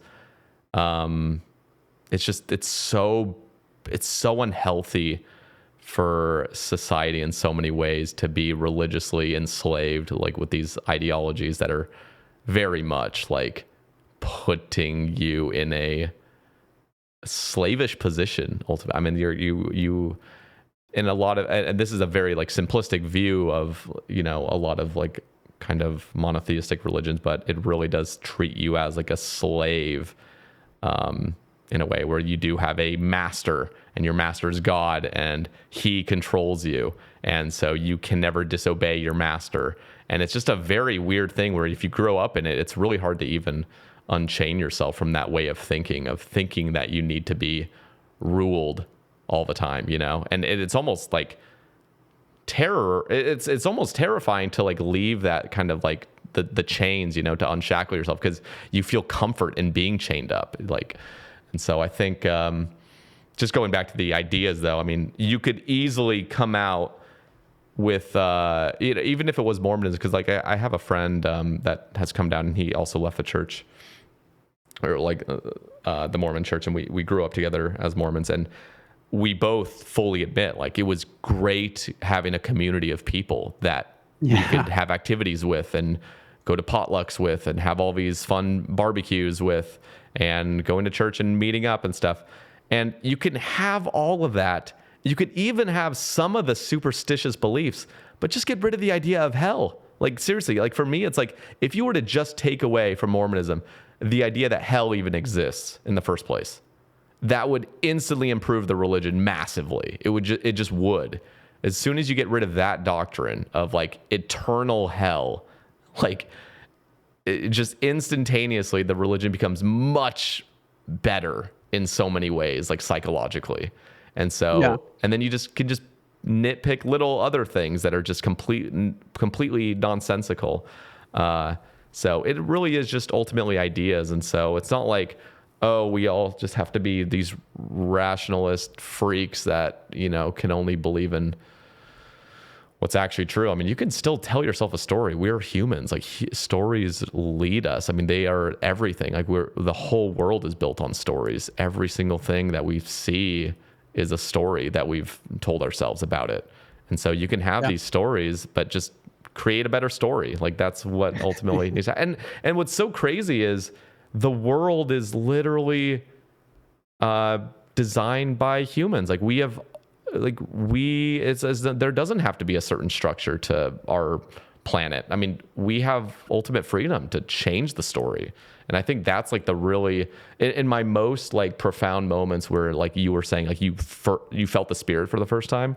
I remember feelings like that after having left religion, thinking about how much like infinite freedom that you have to create a better world, to create a better story, to create a better planet, just based on like real truth, real love, real compassion, real wisdom, and not ancient artifacts that are still like basically chaining people up and making the world a shittier place, just needlessly, basically, to empower and to enrich the few.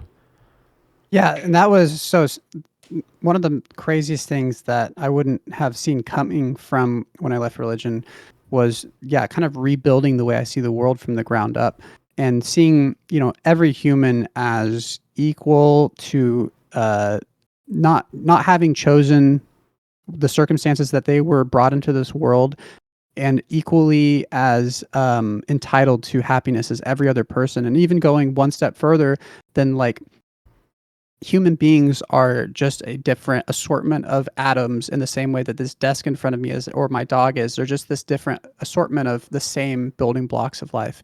But just going down to their, like you're saying, like that, breaking away from it, you're talking about breaking off the shackles, but I always saw it as like realizing that you're not the main character. And that obviously is huge as far as to your psyche, but like realizing you're just like an ant in the colony, and there's no overall plan.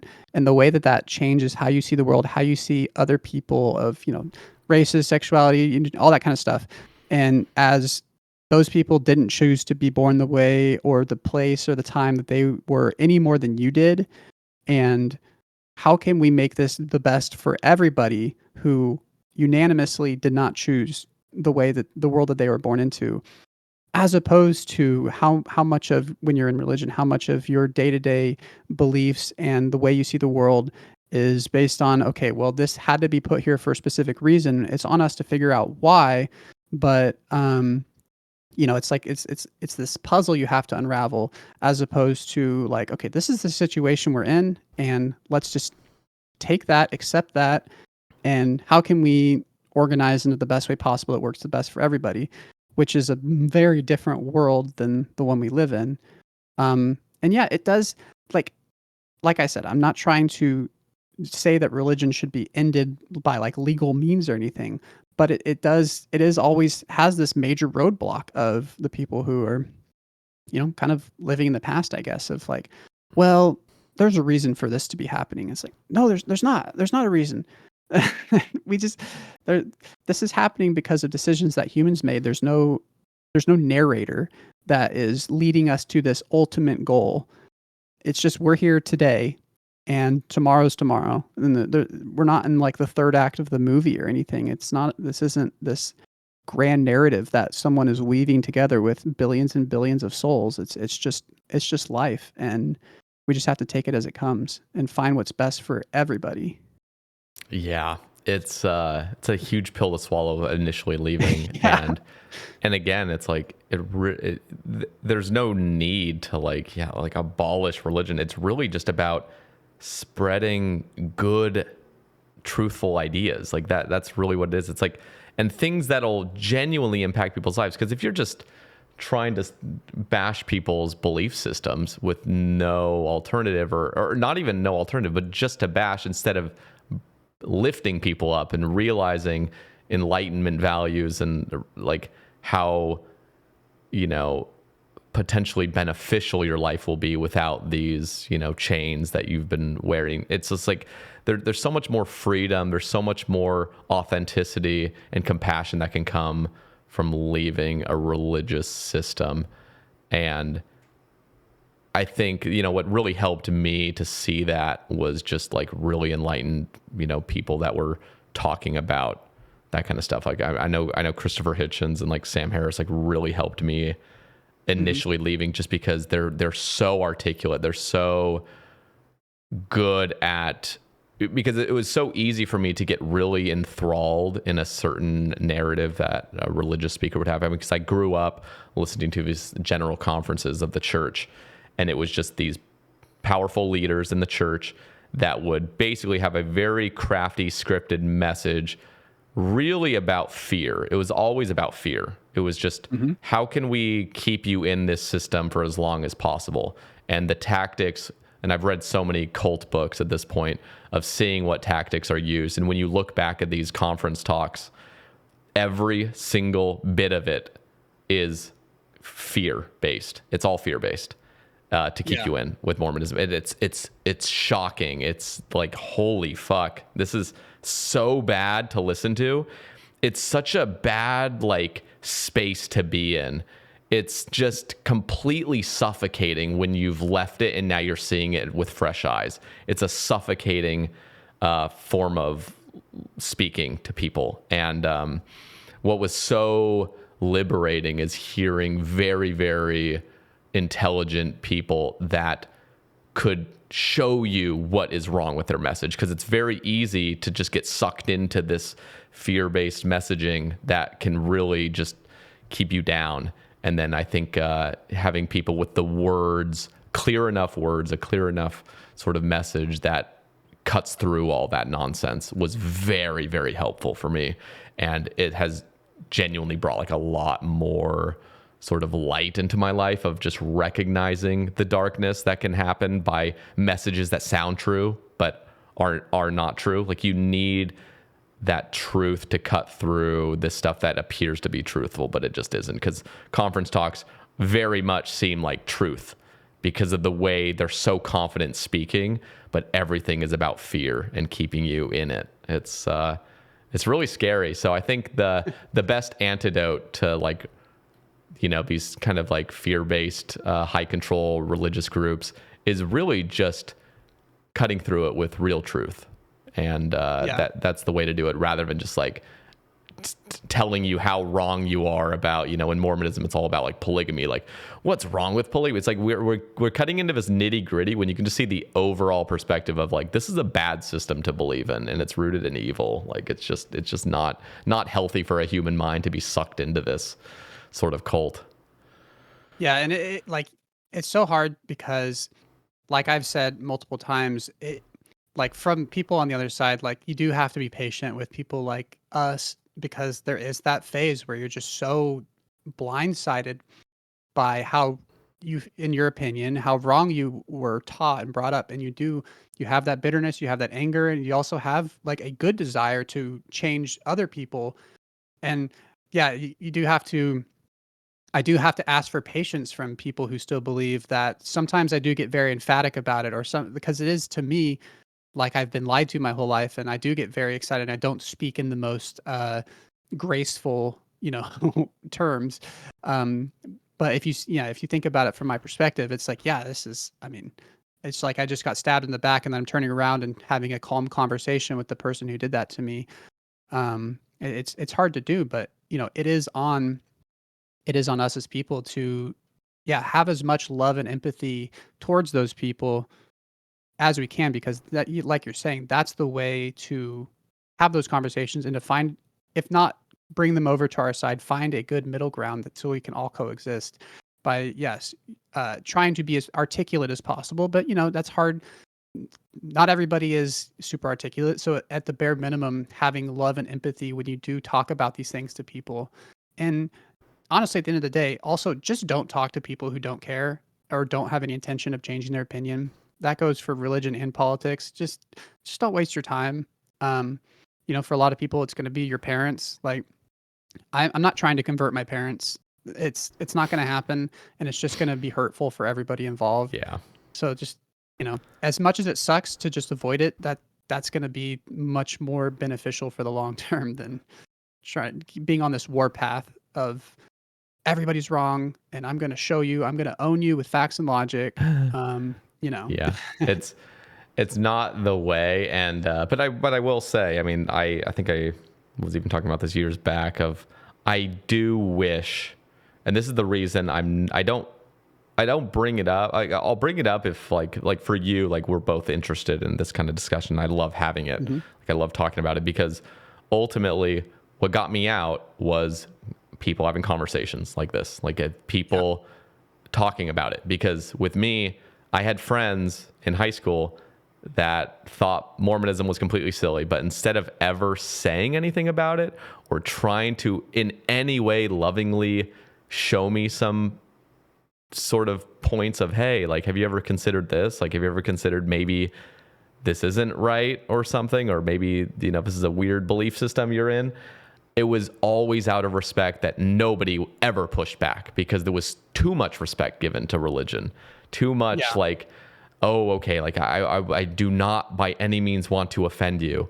I'm like, I think it would have been a really healthy thing for me to have heard some reasonable criticism for these ideas. We don't need to put this kind of religion on such a pedestal of like, you cannot talk about it, you can't criticize it.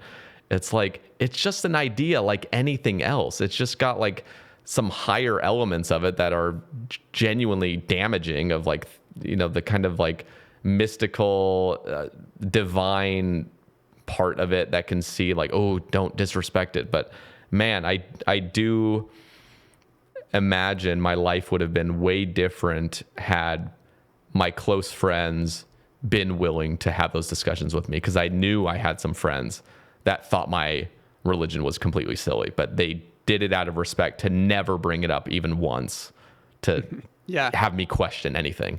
And so I just thought, oh, like, I'm right because nobody's ever questioning it. So, I mean, it would almost reinforced it more and more and more of people never talking about it or criticizing it. And then it was at the point where any criticism I would get was from strangers, where it just seems like, oh, they're just cynical, they're just mad, and they just want to see God's true church be burned, like they want to keep sinning. Yeah, they're a minion of Satan, basically. But if I had somebody loving, like that I knew loved me as a friend and I knew was close to me, and then they would criticize or they would say something, it would cut so much deeper. I'd be like, whoa, okay, like now I'm actually interacting with this argument, rather than it just being some random exchange of it you can just ignore, from just like, okay, well, you're a hateful person, moving on, not going to hear from you again. So I think having the conversations is ultimately healthy, because I just see everything, these ideas, as they're just ideas. They're just stories, they're ideas, and you should be able to criticize ideas. Well, and I think as to if somehow there's any religious people still listening, thank you for sticking around. But I do think from the inside, and I said this when I was a Christian, it's so harmful that the majority of the way that those things are taught about is like I think the Christian parents should be also criticizing religion to their kids, in the sense of you should be attacking it as strongly as possible, because if it can withstand all of your attacks, then that will build it up, even stronger. Because I found that when I kind of got out of that world just a little bit, I mean, just being a human being, like I was homeschooled, so it took a lot longer for me to get out into the world than other kids. But when I started meeting people who were just normal people without religion, and you just see these little things that you're just like, oh, well, this isn't, like you were saying, it's like, oh, people who are not Christian aren't just living this debaucherous life of drugs, sex, and alcohol. And so then it really leads you to like, oh, well, what else are they lying to me about? And then you just go down that path. It's kind of like the first time I smoked weed, it was like, this thing that has been so built up as this whole evil thing.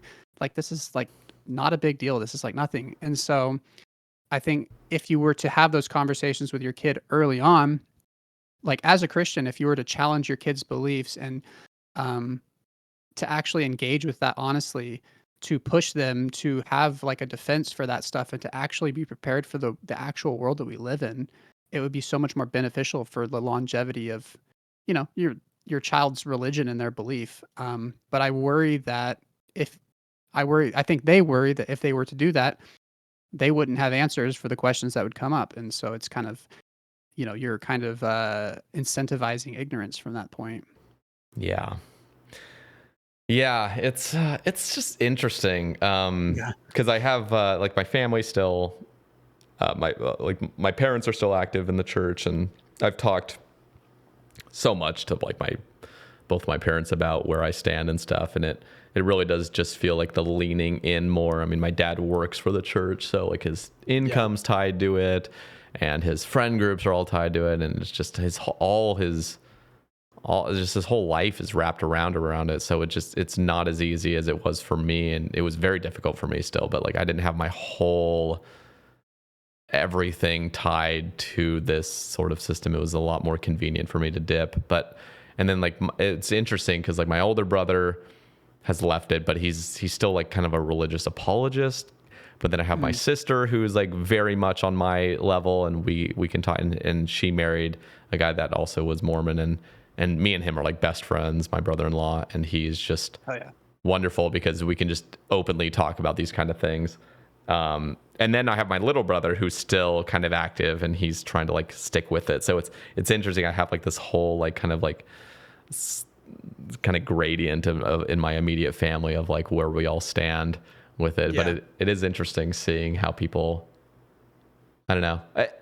I think for me, it's just, it is a little bit of that empathy that's kind of hard to get of like, how is it that you haven't questioned and left? Like, I find that so interesting for the people that, have a very similar life to me. Like my little brother, for example, he literally lived with my older brother and I, and yet he kind of stayed in it even after all the discussion and all the conversations we'd have about it. And I just find it so interesting that how a different person's brain will work that's more inclined on believing and more inclined on just sort of following the rule set, sort of. And I think just different people's brain chemistries just easily fall in line a little bit more, which is not inherently bad or good. It's just like, it's almost just like it's just how their brain works. Like it's easier for them to believe things. It's easier for them to like just not question as much. Like for me, it was like you said, growing up, it's like I am nonstop analyzing every single thing I'm told to try to make it make sense. And some people just do not care. They're just like, I don't have time for that. I'm trying to live my life. Yeah, I think another explanation, like obviously I don't know your brother or anything, but I'm the youngest of six. And it is hard as the younger brother. It's really hard because you're behind the scenes. Like if you have a black sheep as an older sibling, you see like they argue with your parents and storm out, right? And then you're the one left behind with your crying parents, and you see the heartbreak that an older sibling making those choices has on your parents. And I went through that a lot of because the brother directly above me was the most annoying atheist kind of person, kind of still is.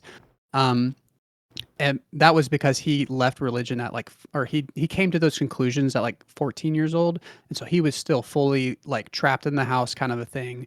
And so he was very, very, angry, we'll say. And so being the one that was comforting my crying mom and then coming to those conclusions and knowing that I could potentially have that same effect on her. So my heart goes out to younger siblings in those situations because it's heartbreaking seeing what the damage that's been done and knowing that you potentially will have that same damage. Sorry, that's a little somber there. Sorry. No, and just to also touch on that point a little bit, ultimately, like you have this one life, and what's more important, maintaining these relationships with your family, or being right, or like trying to prove a point.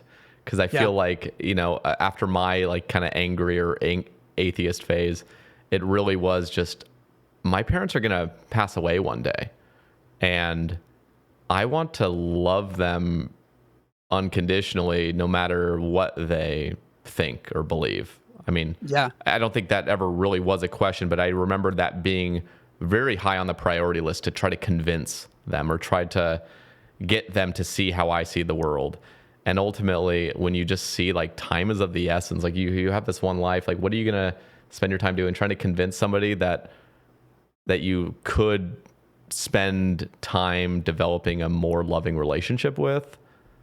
It's very silly to play that game for too long of just trying to be right or trying to convince, and instead just love them for who they are. And you don't ever need to get into the religious topics, but I do feel like, again, like a broader societal level, I think what's just important is just, I don't know, just being compassionate and just understanding like nobody chose who they are. Like everybody was just born.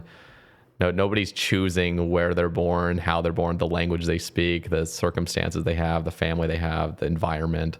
It's just, I don't know. I think that leads to just a whole another level of compassion, of just understanding like nobody chose to be who they are. And that can just give so much more reason to love somebody regardless of what they think or believe, or like, choose to, like, I don't know, but choose their political beliefs or whatever else, So it's just I guess just a general call to love and empathy to people for who they are and where they are. I mean, we're both in America, and Americans like to think that we're the only country in the world, and it's like everybody else lost out on the lottery because they weren't born here. And then you have to realize it's like nobody bought lottery tickets. Nobody chose, and so it's just, we should find what's best for everybody as a whole. And I mean, it's hard. But at the end of the day, it is what it is. People believe what they believe. It's not,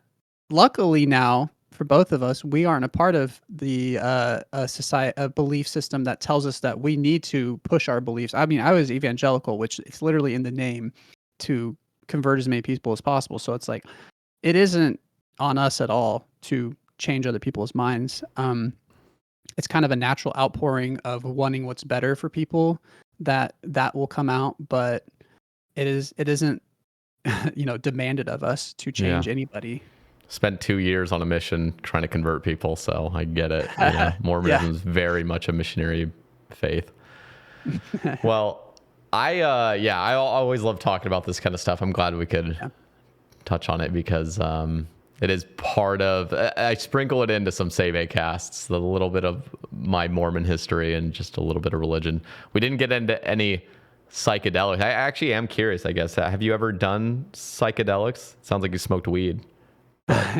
Yeah, I really hope that I came out of religion right when I started smoking weed, and I really hope that that's not why. But I think it definitely played a part. Like I said, it like broke down like, oh, well, this is like, why is this such a thing that is so frowned upon, especially when it's not even mentioned in the Bible.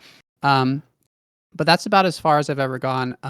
I smoked weed for like 2 or 3 years and stopped because I couldn't stop having a panic attack right when I smoked. So that has kept me from going any deeper into psychedelics and stuff. Smart. Yeah. No, it's genuinely smart. Yeah. No, I know exactly your understand those experience, and that risks. definitely that I remember seeing when you posted that video about your experience with psychedelics, and I was like, okay, yeah, that's that is why I guess I was right. But it's funny because everybody thinks I've done psychedelics because I got this tattoo of mushrooms.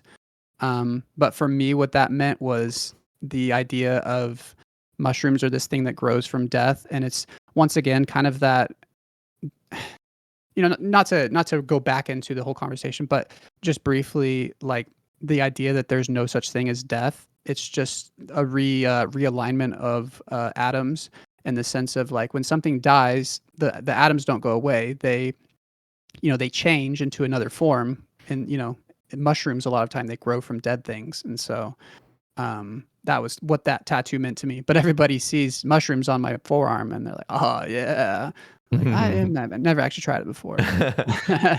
That is really cool though. The philosophical thing, it's easy as a religious person to see, because there's always arguments from religious people of like, it's either the God of Abraham if it's Christianity, or it's pure materialism and you're just a bunch of billiard balls bouncing around and that's it, and it's just all this despair. But it's really like, dude, we don't know how mysterious this universe is. Like, we have no idea what happens when you die. Like, and the crazy thing is there is no experience of death. So you can only experience ever being alive. So ultimately, you already are immortal in a way. Like, if you're alive, you're experiencing what it's like to be alive. There is no experience of being dead. Like, there's just no experience to be had. So one, there should be no fear of actual death. There can still be fear of dying and losing people, but like the actual fear of death, of being dead, like that's irrational because there will be no experience of it. And so in a way, you'll only ever be alive because it's the only thing that can ever be experienced, which is a very odd thing to think about. That's why it's like the paradox of death. I guess, sorry, I just want to say, just to kind of to wrap up the religious talk a little bit, as far as where I am now, and I'd be curious to hear like that from you as well. Mm-hmm. I think the three words that religion does not allow for, and are the scariest three words in religion, is I don't know. And being comfortable with just saying I don't know is a very freeing experience. And so I'm happy to say I don't know. I'm one of those people that says there's no such thing as an atheist. Everybody is agnostic in the sense that there is whatever is the reason that we are here in this time and place fits the definition of God. It's kind of a semantic argument. But so in that sense, like, I'm fully open to every possibility, and I'm happily living saying I don't know, and I'm comfortable with that because I would rather not know than glom onto something just because that's the available option. So yeah, where would you fall into that same category? Yeah, and I think I would sharpen it up a little bit for me, which is like, it's not like everything is purely agnostic. Like, I'm not saying like there's an equal likelihood of any of the religions to be true or anything like that. It simply is just, I'm not claiming to know what happens when I die, but I think I also think it's just a huge form of ignorance to claim what happens after death. Like, that's just very silly when you think about it. Like, to just know, to claim exactly what's happening based on faith. And it's just like, when you actually see there's like thousands of religions, it's like, okay, well, what about all these people? I always remember it being very funny as well. Like Mormonism, it was very much like they would say, the Mormon church at the time had like 15 million members or something. And they're just people that were like, would 15 million people be wrong about having felt the real Holy Spirit? And it's like, you do understand there's like almost 2 billion Muslims. Are you claiming that 2 billion Muslims are wrong about how they've felt about their religion? Have you, just like, it's so silly to just play that numbers game. Yeah, it was it was such a worm that like worked its way into my head. The idea that people who believe differently than me believe just as strongly, if not more than I do. And that always fucked me up. That's exactly what you're saying. Yeah, it's anyway, but where I'm at is just I just see like, okay, like this is my life, like this is what's happening, and there's a lot of peace knowing I'm not really in control of this existence. Like we didn't even touch on free will, but like I don't believe free will can even exist. And it's just a really liberating thing in a way. And it's almost comforting to know that all of this is really happening with kind of without my consent, whatever that means. It's like, I was just born and now I'm experiencing something. And I think it's just a really fascinating, like, thing to be experiencing being alive. And I think the mystery of it all in my most like deep moments is actually what makes life so good, is just the mystery of it all, and how just beautiful and chaotic and crazy the universe really is. And I think like the freedom you feel like you have is worth so much, you know, like that, just the freedom to live your life the way you want to live is really exhilarating. And it's like in my most dark moments, when I felt the most despair and existential angst, it's so interesting how it's like that saying of like, it's darkest before the dawn. Like there is always this glimmer at the end of a really like somber sort of existential dreadful evening, where I will have this glimmer of like, I am in the ultimate sandbox. Like, holy shit. Like if I'm experiencing all this existential angst and, you know, having, you know, really awful thoughts, and then you come to the surface and you realize like, I can do whatever I want to right now. Like, I have ultimate freedom. I'm a healthy person. I'm young still, 30, but you know, still young. Like, I'm in this ultimate mysterious sandbox with no answers. Like, this is like the like, it could be no better than this. Like, you know what I mean? Like, the fact that there are no rules, there is no structure. It's like, you just do stuff. Like, just do whatever you want. And then it's like, you'll get this, like, because I've experienced just like this crazy motivation of just like, oh my God, like why am I squandering all my time just sulking in my sadness of like not knowing the answers and stuff? Like, I have the most amazing opportunity right now to live my life. And it's just like, that's the beauty of the universe, is just, you can go either way. It's like the highs and the lows and it's just, you get everything, you experience everything as a human. It's just it's so fascinating, just the life. The life in general. Yeah, and I just want to say, because this is, I've struggled so much with suicidal ideation in my life. I just want to say to people, when that feeling hits, that dark feeling, it is hard to come across to what you're saying of that swing of seeing the world like that. And all I can say is, all I ever tell myself in this phase of my life is, I don't know where this ride is going, and that's why I'm not going to get off early. Yeah.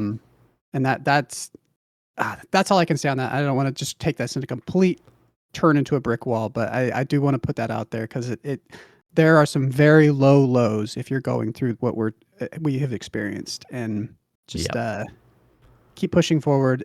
I'm not even going to say it gets better, but we don't know where it's going, so that's the only reason to keep pushing.